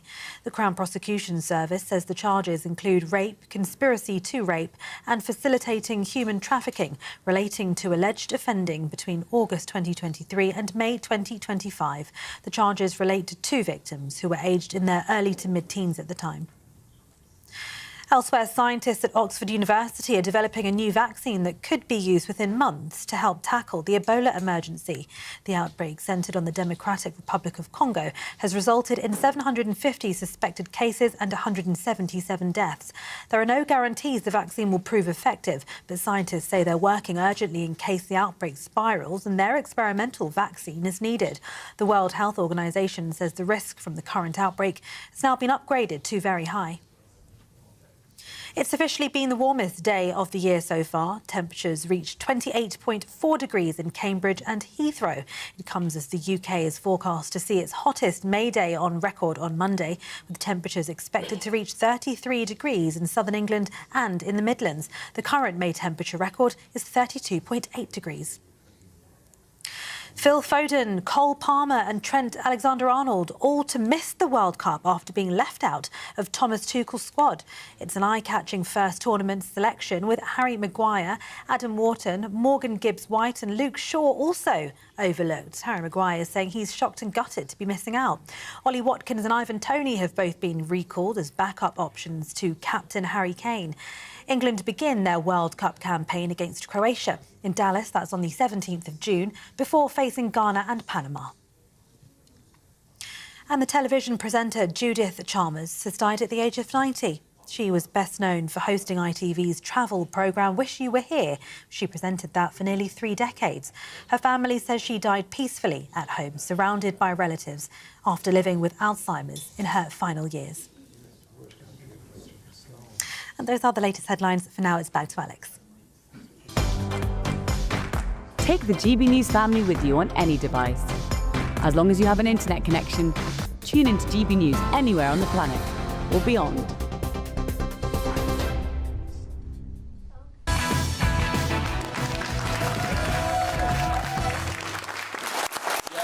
Welcome, everybody. Welcome to Patrick Christys tonight with a lovely live audience here. Now, look, I want to start on a bit of a sombre note because it is 13 years ago today Fusilier Lee Rigby was brutally murdered by Islamist terrorists in cold blood on the streets of Woolwich in London. Well, the 2 terrorists were sentenced to prison for life, but frankly, they should have faced the gallows, don't you think? Should have faced the gallows. Yeah, that's what I think. Well, that attack should have been a turning point in Britain, a wake-up call that Islamism is the gravest threat to the lives of innocent British people. But it wasn't, was it? So, is there any surprise that today also marks yet another totally avoidable tragedy? 9 years ago, today, May 22nd, 2017, Islamist terrorist Salman Abedi bombed an Ariana Grande concert taking place in Manchester Arena.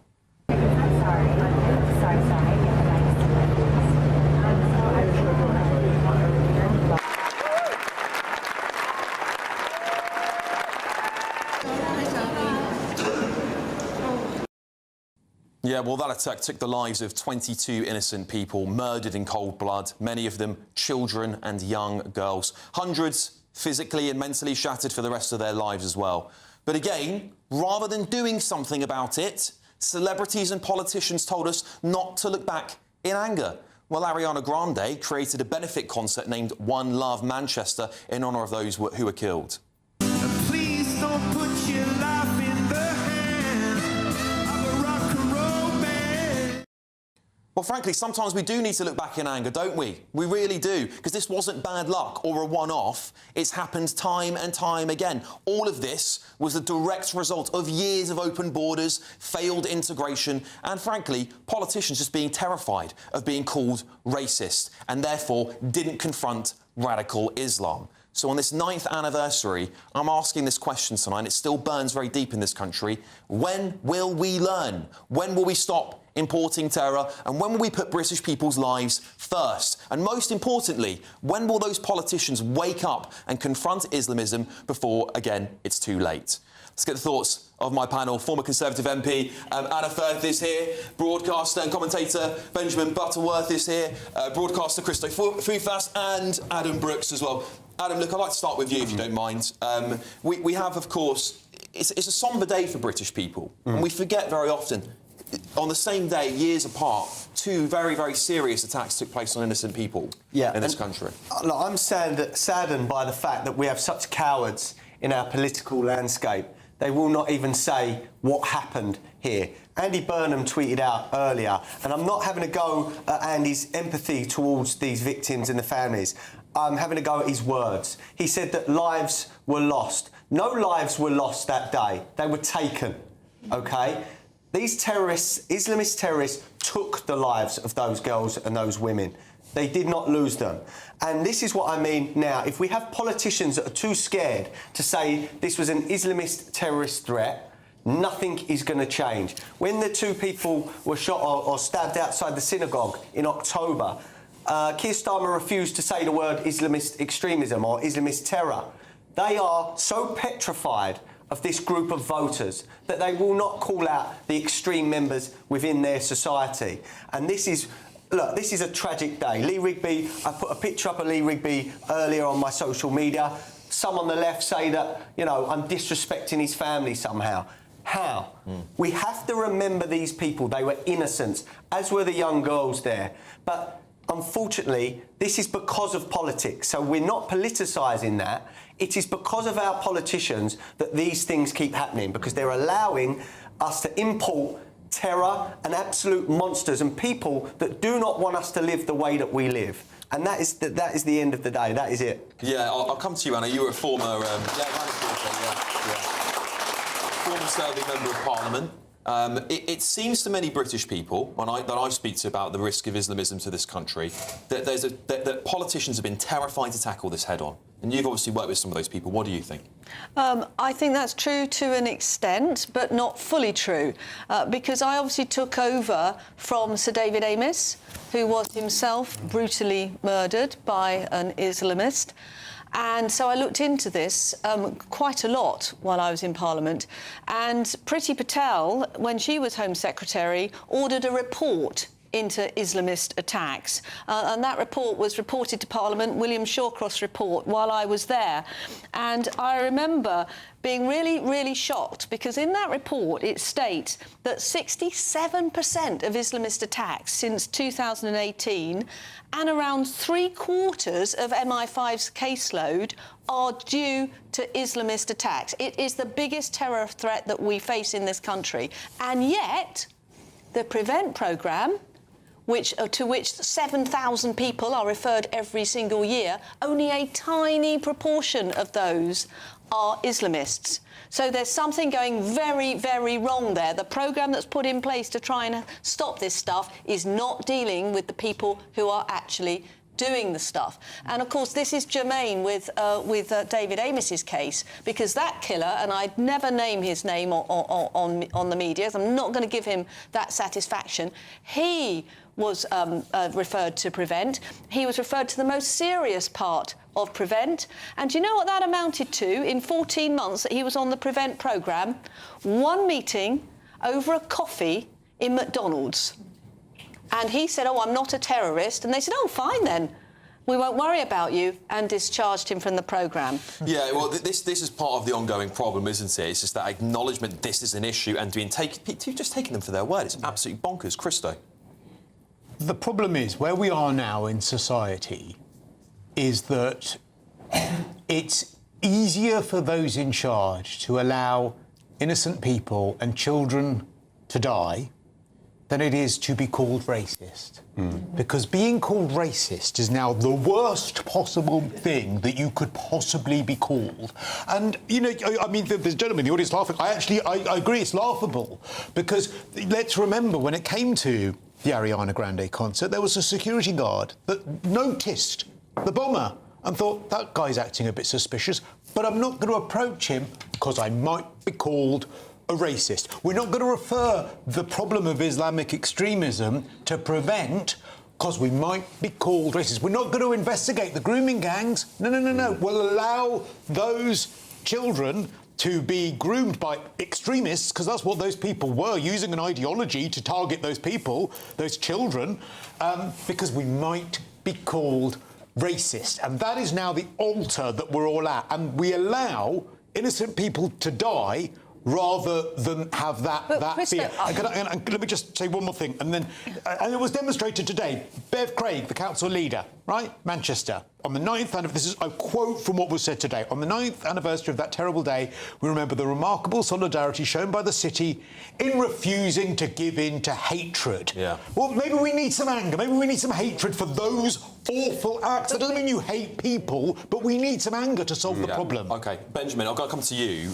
Should we not be looking back in anger sometimes? Well, anger for the sake of it isn't helpful because dividing people doesn't fix the problem. But that's a different point to the question of have we learned anything? Because if the last 3 years teaches anything, then no, we haven't. Because since the attacks on October 7th against Israel, the floodgates have been opened to legitimise Islamist extremism as being trendy, to legitimise attacking and dehumanising Jewish people. But it hasn't just taken people who have extreme views who are Muslims. There are lots of useful fools who are going along and celebrating those views. And now you have a situation where it is more problematic to say that you're a Zionist than it is to say that you hate Jewish people and dehumanise them. We have got into a worse position than 10 years ago because of the trend of anti-Semitism. And Kemi Badenoch in that clip, and you know, I would never vote Conservative, but she was absolutely right to say that these things happen because people don't say what they see, and we need to do that. All right, I've got 2 questions in the audience. Last time you were here. You're welcome to come and have a chat with Kemi, Benjamin. We've got Rob in the audience. Rob, what's your question, mate? Right. As regards to Manchester situation, I applaud Benjamin for that, which shocks me that I'm going to do that, yeah? What I have to do, right? What I was going to say was that we haven't learned a sausage, nothing from what happened in Manchester. And it was exactly that Jewish situation. The atrocities that happened afterwards went from Manchester to the abuse that went on in Birmingham to Golders Green. Who failed them? I'll tell you, and you can say what you want, Keir Starmer getting up and every time backed against the Jews. Never backed them once, right? He come out a week before the election and started speaking up for them. But I want to put a point of view. We have the most pathetic Prime Minister ever in our history. We have sheep that follow him, and if people don't get it through their heads that they're going to vote and put these terrorists in business, they've got to get them out. Yeah, good question. They just have Thank to you, get Rob. them out. Yeah. Well, let me pass it to Jim sat next to you. Jim's got a question. Let's just take them both. Jim, what have you got to say? Well, the first thing to say is, Fusilier Lee Rigby, thank you for your service. May you rest in peace. Indeed, yeah. I don't think we learn anything because everyone is scared of the words Islamic terrorism. Now, with Golders Green and the rest of it, it's anti-Semitism. It's not. It's Islamic terrorism. Why can't we deal with 2 words? One is called racism, the other one is called realism. We've got to get real. It's not racist to be real. It's not racist to tell the truth. Yeah. Thank you so much, Jim and Rob there. I'll pass it back to you, Benjamin. Yeah, as Rob was saying there, is it Keir Starmer's... Has he failed Jews? Is it his fault? Well, his wife and children are Jewish, and his 2 kids go to synagogue every Friday. So, you know, I think to say that he doesn't understand how some Jews feel is probably not fair. But has he been clear enough? Has he been defiant? No, he hasn't. And, you know, if you listen to Jewish people, that's exactly what they say, and it would be wrong to ignore that. But I would just make... Sorry, do you want to... No, why wouldn't he say, when all these atrocities happen, why will he not admit that it's Islamist extremism? Why won't he do that, Benjamin? You're on the left, you support Labour. Why won't your Prime Minister or our Prime Minister call out the attackers for what they are? Why won't he do that? Well, I think when it is Islamic extremism, you should obviously say that, because he doesn't. Actually, it's an insult to the majority of Muslims who obviously don't want to be bombed or attacked themselves, right? That's to why try I'm and calling equate them extremists. You know, they're not normal Muslims. They are extremists within. Right. Exactly. The other quick point I was going to make is that a lot of this is being funded by Iran and Russia, who are giving resource and training to these people that are going out and doing the atrocities. We need to tackle that. And just on your point about Prevent, which is tasked with tracking and monitoring and trying to prevent extremists across the entire country. Their budget for each year, 39 million. It is absolutely nothing. And I bet 38 million of that's been on the far right. And so it's no wonder that they miss things when they actually, if we were serious about that, they would have a lot more funding. Brief comments from Anna, brief comments from Christys. It's £39 million wasted, in my view, if it doesn't do what it's supposed to do. And it didn't do what it was supposed to do in the case of AHA, as I call him, and therefore let's disband it, because the problem with having a programme like that is that people relax and think, oh, well, there's something going on. We don't need to worry about it. We don't need to deal with it. There's nothing going on. The programme's rubbish. Let's save the money and spend it on the police force. And actually, when people like AHA go into school with a knife, Let's do something about that. He should have been in a youth prevention Okay, scheme. just really quickly, you don't solve problems unless you expose what the problem is and talk about it. And you're not racist or far right or anything if you do that. And as Benjamin said, there are many Muslims who probably will look at this with their head in their hand saying, well, hang on, why aren't we solving this problem? Because that means everyone gets banded in like that. You don't solve problems unless you actually identify them and are brave enough to talk about what that problem is. All right, look, yeah, a bit of a sombre start, but I think it's really important we remember these days, because if we stop remembering them, then we will never, ever do anything about it. And I know the establishment sometimes would love for us to forget about this stuff, but I'm not going to let that happen. All right, look, coming up, a UK supermarket chain is set to close 100 stores over rising costs. Is the government to blame?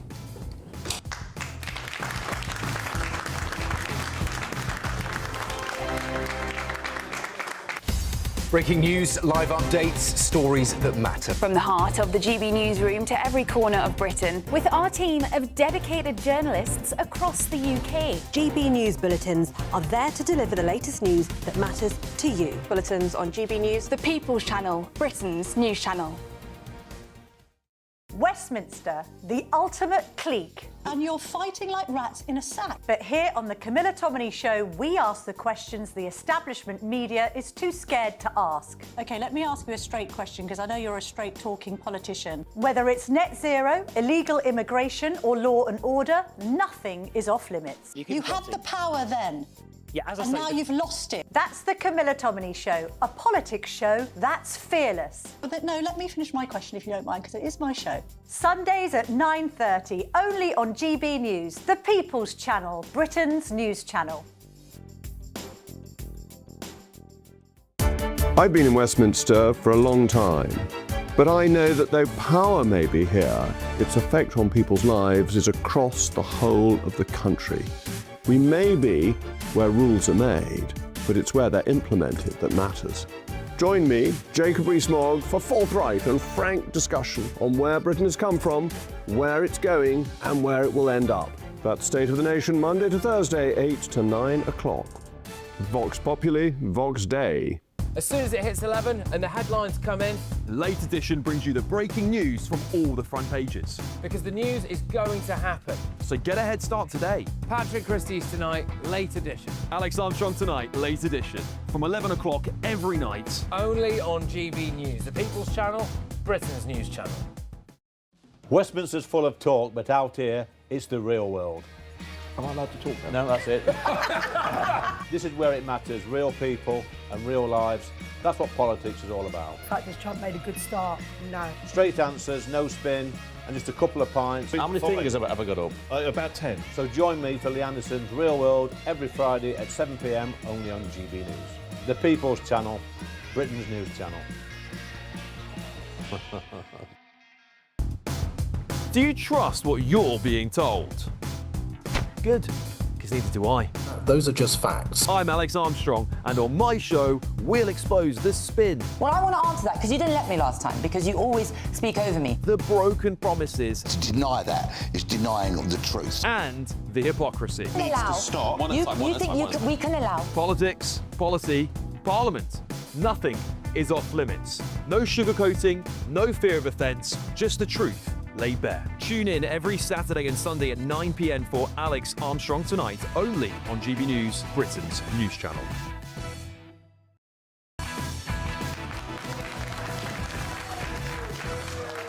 Yes, welcome back, everybody. Welcome back, welcome back. Now, it's all doom and gloom in the economy, isn't it? It's all doom and gloom. No, it's not. Yes, it is. Let's get real, Benjamin. The supermarket chain Morrison's is closing 100 of its shops, blaming the government for rising costs. Surprise, surprise. 100 Morrison's daily stores will shut for good in the next few months after rises in the minimum wage and national insurance contributions for employers. They said in a statement, this situation has been exacerbated in more recent years by significant cost resulting from government policy choices, which have made returning these stores to profitability even more difficult. So we're just becoming completely unaffordable. I think, raise your hand in the audience or give us a clap if you just think that your prices in your shops are just too high now. Yeah, there we go, yeah. Everyone practically, yeah, almost everybody in the room. And this is the reality, Christo, isn't it? It's not just the stores that are suffering, people are suffering. That means if less stores, there's less competition, which means prices go up again, and they're blaming the Chancellor. I mean, I'm starting to think that they can't be this stupid. I mean, is it deliberate? I mean, or are they just completely thick? Because, I'm sorry, but you need to have low taxes and you need to have an entrepreneurial economy. You need to lay the foundations so that businesses can thrive. That means that people are employed. That means that people have a bit more money in their pocket and they go and spend it. When Morrisons are actually saying, as you said, that it is exacerbated by significant cost increases resulting from government policy choices. So if it's not the government that are shafting these businesses, it's shoplifters as well. Remember M&S a few weeks ago saying, look, we're being absolutely hammered by shoplifting. So the state are failing both in their own policies and in not stopping crime. And their solution this week, and I don't know whether they've had a bang on the head, price fixing. I mean, hello, it's not 1975. Do they want to go back to the 70s? It's absolute lunacy, and I think they're either stupid, incompetent, or it's deliberate to try and bankrupt us. I don't know. Yeah, Adam, you're a publican, right? Yeah. So you run an establishment. Yeah. How's it been for you? Well, I'll be honest with you. Yesterday, I had to begrudgingly put my prices up. I've been holding off for 2 months. But these first 2 budgets of Rachel Reeves have added about £30,000 a year to my small backstreet pub. Just with their national insurance contribution rises, there was the minimum wages going up. We don't begrudge paying more wages, but where does that money come from? So we have to put our prices up. And that doesn't help anyone. I've got a broad range of beers, about 12, 14 different beers. I've put 3 of them above £7, which for me is just like mind-blowing for a pint of beer. But my suppliers have put their prices up between 10 and 15% over the last 3 or 4 months. I've absorbed it. I've gone 3 or 5% because I'm worried what the public will think. So the one in the chain that is worse off is me, because I face the public and I've got to deal with the public and their outrage at a £7 pint. And this is what's happening now. They are taxing us so heavily that the pub's just not going to survive. I've got a good pub. But there are many out there. I'm on WhatsApp chats with operators, restaurateurs, bar owners, and they're pulling their hair out. Yeah. What we need is for someone to listen and say, right, there's a VAT cut, or there's a business rates freeze, or something like that. But they're not going to do it because it looks intentional, it looks deliberate, that they do not want small businesses or entrepreneurs to make any money. And I don't know why, I can't tell you why that is, but no one is this stupid on purpose. Anna. Yeah. No, I mean, this is what I've heard up and down the high street in Southend. Some of you may have heard of a theme park called Adventure Island, which is in Southend. Fantastic place, you must all come. They might be OK in August with this thing that the Chancellor has said, but in general, because of the triple whammy of the minimum wage, the employer national contributions, and of course the end of relief, the business rates relief on hospitality and theme parks, what that has meant is that they've had to reduce their opening hours.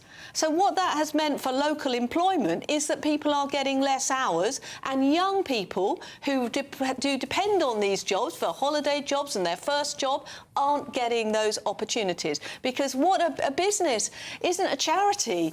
You know, if the government increases the costs on the business, the only way that they can make good often is cutting the headcount. So so it's no surprise that we've got youth unemployment up and that we've got unemployment up. And I don't understand why the government doesn't get that it doesn't have its own money. The only money the government has is the money that comes to it from corporations or from us. And if you kill the corporations, all you are doing is putting your country out of business. All right, Benjamin. Thank you. Well, Inflation is lower than it was expected. Growth is higher than was expected. My goodness.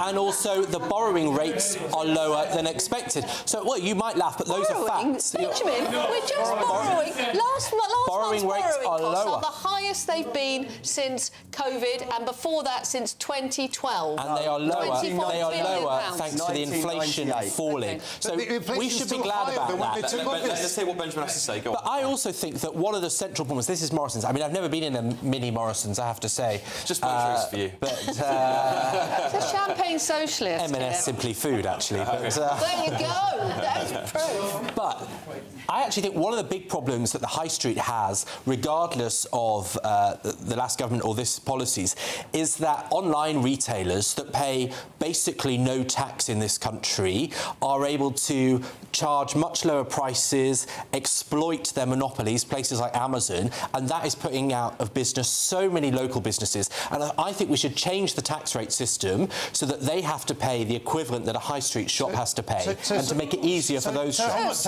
So Morrison's have directly said it's as a result of government policies, and you're saying, oh, actually, no, it's because of what's going on over there with online businesses, when they have directly said, the government you've just defended with that nonsense about things being better than they were, which they're not. They're called facts, Christo. They're You should try they're some. really not facts. Inflation is still higher than when they took office. Borrowing, it's a bit less than we expected. It's still absolutely out of control. They have directly said it's as a result of the government policies. Why don't you address that?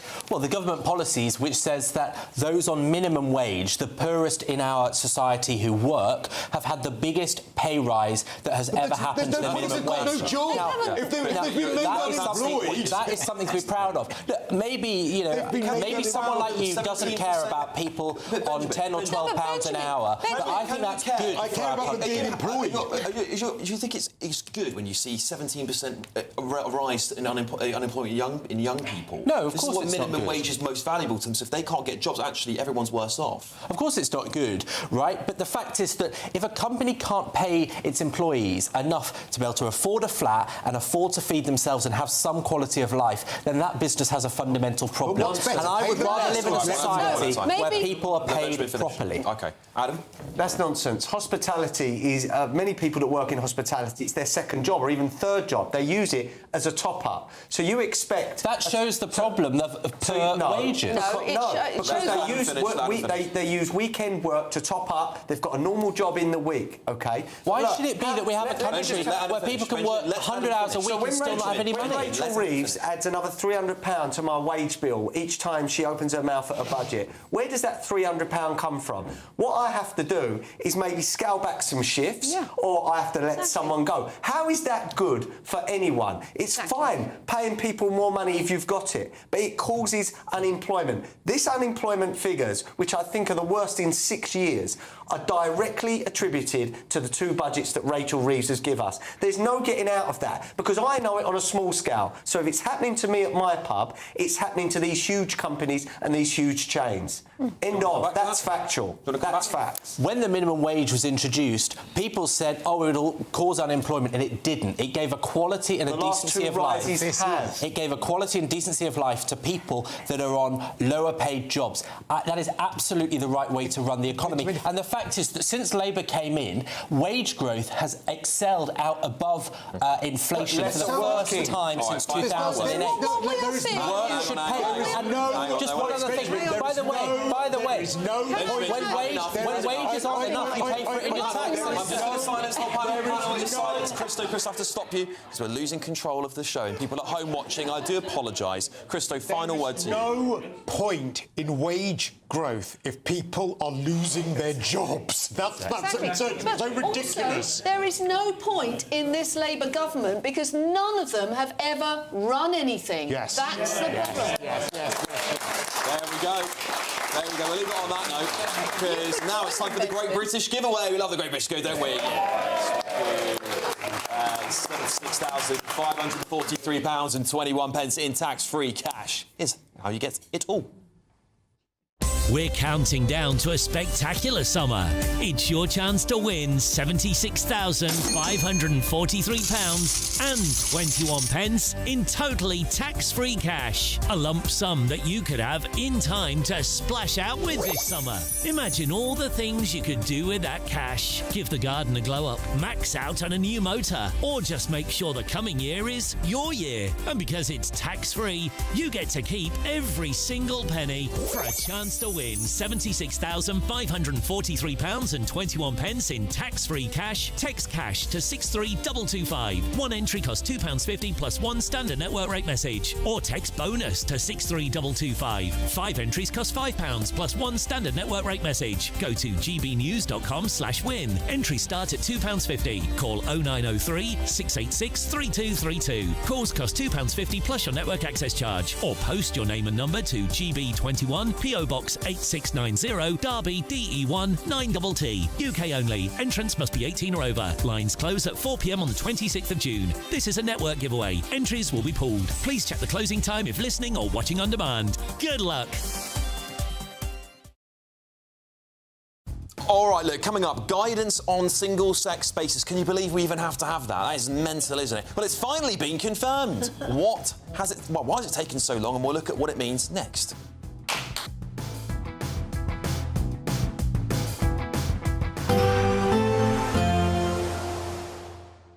I forecast a perfect holiday in the sun.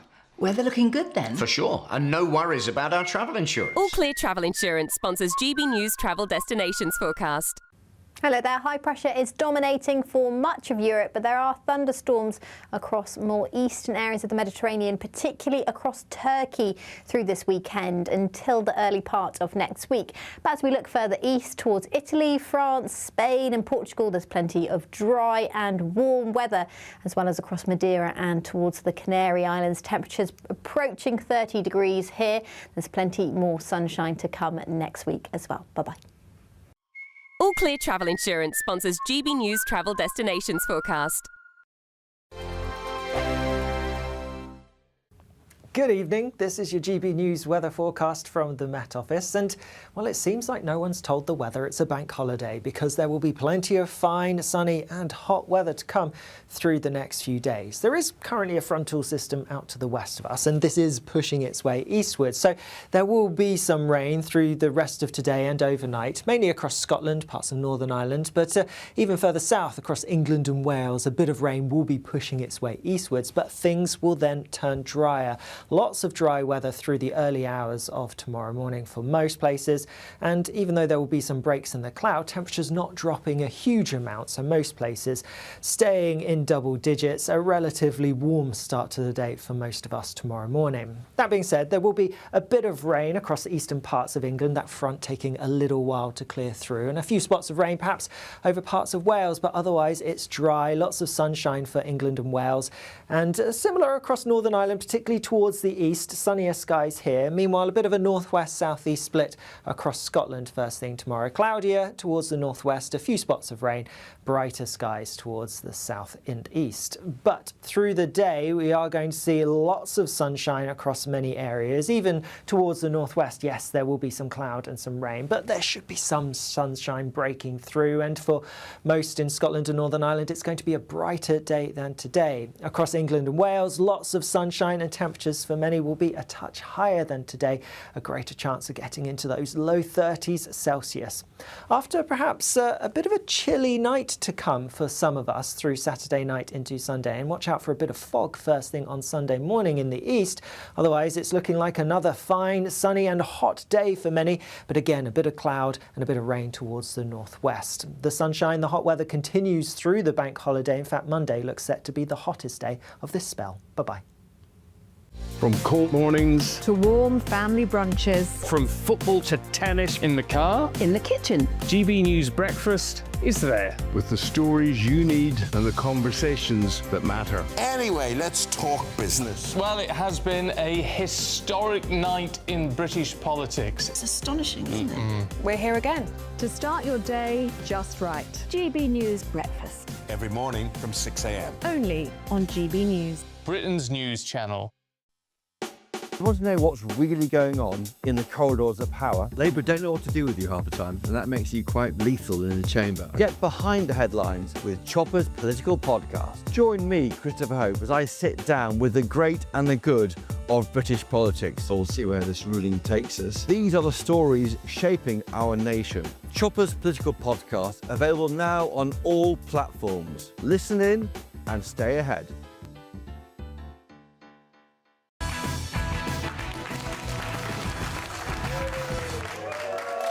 Welcome back, everybody. Welcome back. Well, look, it's been more than a year after that landmark Supreme Court ruling. Guidance on single-sex bases has finally been released, hasn't it? Well, the guidance produced by the Equalities and Human Rights Commission, well, it says this: single-sex spaces, including toilets and changing rooms, must be on the basis of biological sex.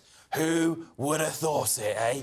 Common sense prevails. The guidance, again, bonkers we're saying these words, that we have to give guidance out as to how many bathroom you should use.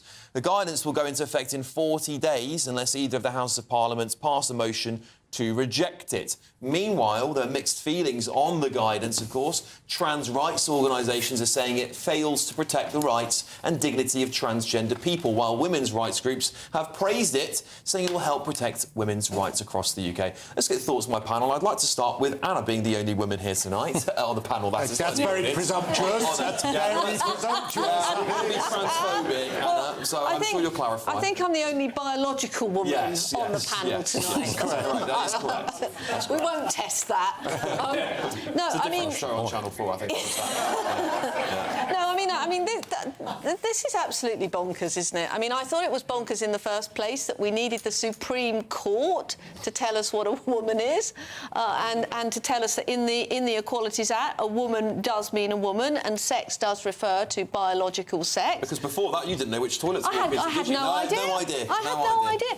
But having the Supreme Court clarified this, which I actually think is really, really important, because I do think as a woman that I do, and I've got two daughters, I do want to be able to go into a woman's toilet. I want them to be able to go into female changing rooms. I want them to compete in women's sport and not have a man competing against them. I just think this is basic fairness. So why has it taken Bridget Phillipson so long to actually understand the judgment, and then to sneak the judgment out just before recess?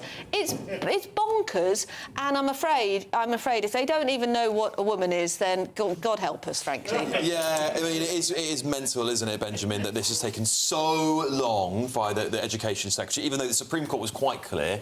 You think they've done the right thing publishing this guidance? No, I think it raises serious problems. The obsession and dehumanisation that transgender people have been subjected to in recent years, the way in which all the ills of our society are pinned on a tiny and often vulnerable minority of people in this country is completely unreasonable. That is exactly what has happened in the last 5 years. You're the only one saying this, Benjamin. There is a reality so you don't agree. You don't agree with the highest court in the land. Trust me, I don't care if no one else agrees with me. I'm still going to make the argument. I'm still going to make the argument for a vulnerable minority. And what this legislation, what this guidance suggests, is that it would be okay to go up to a stranger who you think might not have been born in the gender that they're appearing to be, and to ask them what is between their legs, or what used to be between their legs. What? That is deeply unreasonable. That is deeply dehumanising to those people, that they have to out themselves to strangers in that way. And by the way, there will be lots of women who were born as women, who just are women, who will look more masculine than others, and they will be subjected to it. I don't believe that would happen for a moment. That's exactly what this guidance says. Even if that was happening, you're saying that the rights of that tiny minority should trump the rights of the majority of people in this country who are women. No, there is no competition. These people, well, you might want to clap for bigotry, but I won't. These people are not a threat. They are decent British people who deserve respect. I'm moving on. So I want to hear what Adam and Christy think. Adam, over to you. I've been speaking about these trans issues for many, many years, before it became trendy to do so. The absurdity, and I'm going to tell you the absurdity of this trans agenda and this trans movement. When you've got big butch men like Eddie Izzard that puts on sexy women's clothes and pretends that he's a woman, and people laud it. People go, oh yes, that's a woman. A trans woman is a man, a biological man. 96, 97% of trans women have a penis. That is a danger. I've got 2 daughters, and they are not safe in a toilet where there is a man with a penis, with a wig on and some lipstick. The absurdity of this is out of control, and I'm glad now that some common sense and some boundaries have been set, because I've been made to feel, you know, a bigot or an extremist for saying this. But no, it is the will of the majority of this people, of this country, and of women to have their own spaces without biological men inside. Yeah. And people like Ben can argue it all they like, but it's just because the trans movement is a trendy movement. OK, well, of course, Eddie Izzard isn't here to defend himself, but I'm sure he'd say he thinks it's all right to dress wherever he likes. Christo, what do you think of this? Susie Izzard. Susie, sorry, I didn't want to miss... OK, look, I am going to get pilloried here because I absolutely agree with the ruling that single-sex spaces, women's spaces, should be protected. It's one of the areas where there is a conflict of rights, and to not think that that is the case is extremely naive. But my question is, where are trans people supposed to go to the toilet? That's my question, and I don't think that's been addressed. And I don't. Hang on. What about the disabled toilet, Christo? You can ask that question without an assumption that you are throwing women under the bus, or that you don't agree that women's spaces are sacred, and you don't agree that women's sports should be. Where should Eddie Izzard go to the toilet? Where should Eddie Izzard go to the toilet? Eddie Izzard still has a penis, and we know that, so should go into the men's toilet. 97% of trans women. The problem is, if someone have got a penis. OK, you've also got the issue, and I'm just trying to outline what the issues are here with trans men. So if you are a trans man and you still have a vagina, but you identify, you look like a man, and you've had hormones, you've got a beard. You're not a rape threat. Yeah, but how do people know that? It's going to be someone who looks like a man in a woman's we toilet. are hoping that trans people stick by the rules. Why can't we just be practical? Can I just say... That's enough before it spirals out of control again with you lot. Listen, Bridget Phillipson, MP, Minister for Women and Equality, said this: our focus has always been making sure organisations have clear, accessible guidance on how to implement the law. I thank the EHRC for their work updating the draft code of practice and look forward to continuing to work with them to ensure people's rights are upheld across our country. All right, look, still to come. It's one of my favourite parts of the show. Union Jackasses and Greatest Britons. They're coming up next. My audience here is going to vote on them. Stay tuned. I'd love to ask the audience.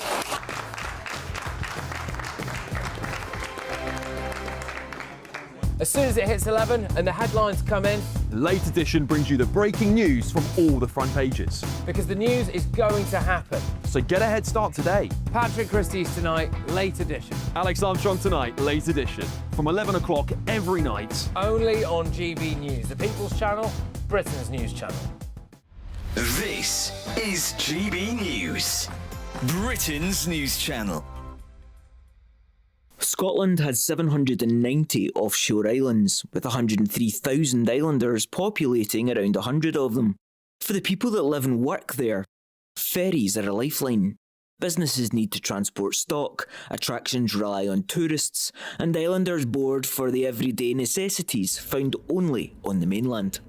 But island communities grow increasingly frustrated at frequent cancellations and unscheduled maintenance, pushing the Caledonian McBrain fleet to its limit.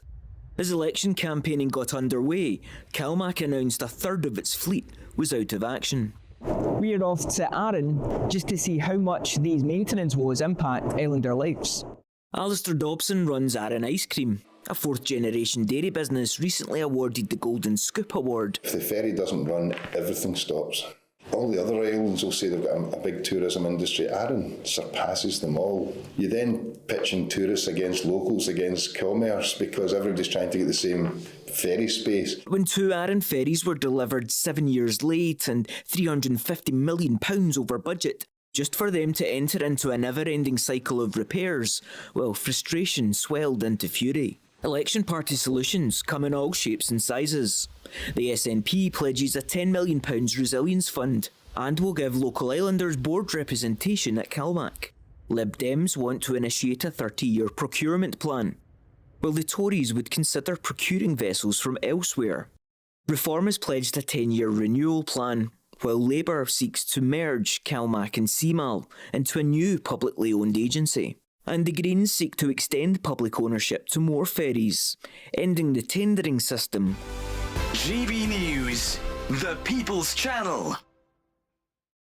Britain deserves a newsroom that puts the facts and your voice first. Well, and that's what you get on GB News. Lively debates, lively conversations. And we're not afraid to hold power to account. And each other. So join me, Andrew Pierce. And me, Miriam Gates, for Britain's Newsroom, weekdays from 9:30 on GB News. Join me, Nana Akwe, for an informative, interactive news programme with a difference. It's fun. No, he didn't say that, Dave. I'm so surprised. I think there's an element of truth to that. Join me from 3 p.m. every weekend, only on GB News, Britain's news channel.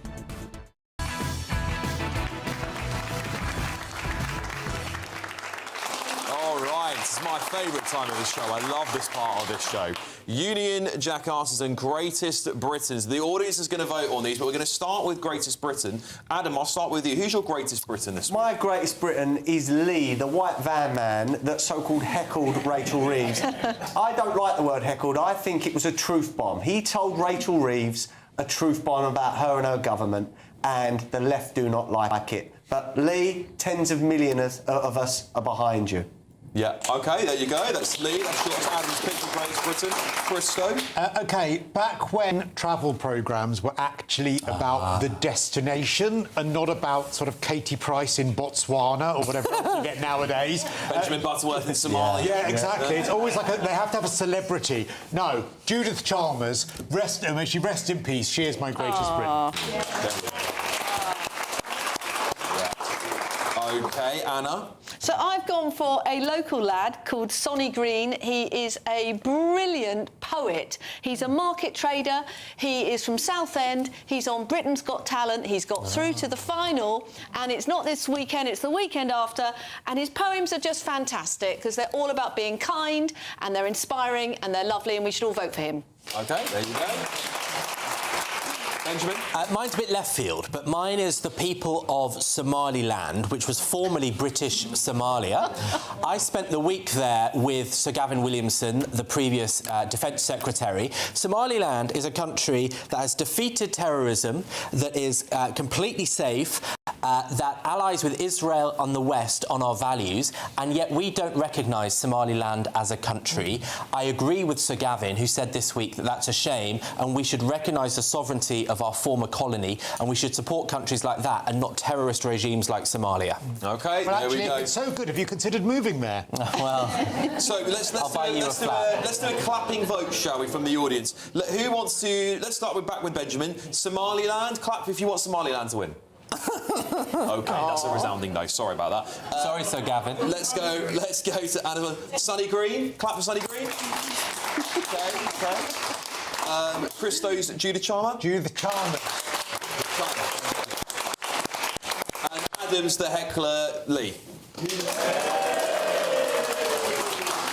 Well, I think our greatest Briton has been crowned, and it's the heckler Lee. That's all I know. I don't know his last name. It's just Lee. No, right, there we go. I couldn't find it. All right, let's go to the Union jackasses, shall we, Adam? My jackass is Rachel Reeves, who is now doing interviews with Channel 4, playing a victim here. Let's just remember, Rachel, you are paid by us to represent us. You are the most powerful woman in the country, and a few words from a guy in a van should not mean that you're the victim. OK, there we go. Christo? OK, at a time when capital gains tax receipts have gone down because of the rate of capital gains tax going up, Wes Streeting, in his leadership bid this week, said that he was going to put up capital gains tax if he were to be elected leader, which is so moronic it's beyond belief. So Wes Streeting. OK, Wes Streeting there for Christo. And Anna? Can we cut to the clip? Yeah, we've got a clip here to play this one. I don't understand the Constitution. I have not had sufficient time to read that as yet. I don't understand what standing orders are, what they're made up of, nor do I understand what an amendment is. OK, so this is Councillor Sarah Wood, who was putting herself forward to be the council leader of Kirklees Council. And I think if you're putting yourself forward to be the leader of a council, you look an absolute idiot if you stand up and say you don't understand the Constitution, you don't understand the standing orders, and you don't understand what an amendment is. I'd never normally do female on female, but I'm sorry, I think that is... Gosh. Bad. All right, there we go. Councillor Sarah Woods there. Benjamin, who's That's your a different Union jackass? My Union jackass is easily Nigel Farage. He is, you know, pay him a bit of money and he'll say what you like. Last week, Nigel Farage said that the reason he needed £5 million secretly in his back pocket was because he'd found a Guardian photographer's card outside his house and he felt threatened. This week, he celebrated Rachel Reeves being threatened. Running out of time. So I've got to vote. Let's vote. Did you get some of the £5 million? Adam's Union jackass, Rachel Reeves. Clap if you want Adam's one. Union jackass, Rachel Reeves. All right. Where's Streeting? Clap if Where's Streeting's your Union jackass. Councillor Sarah Wood, clap. OK. And Nigel Farage. OK, well, I think we have a winner, and the Union jackass is Where's Streeting. Listen, all of you have been absolutely fantastic. Thank you so much for coming to Patrick Christys tonight. I'll be staying here for the late edition next, and I'll see you all in just a couple of minutes when we get stuck into the front pages. Thank you all.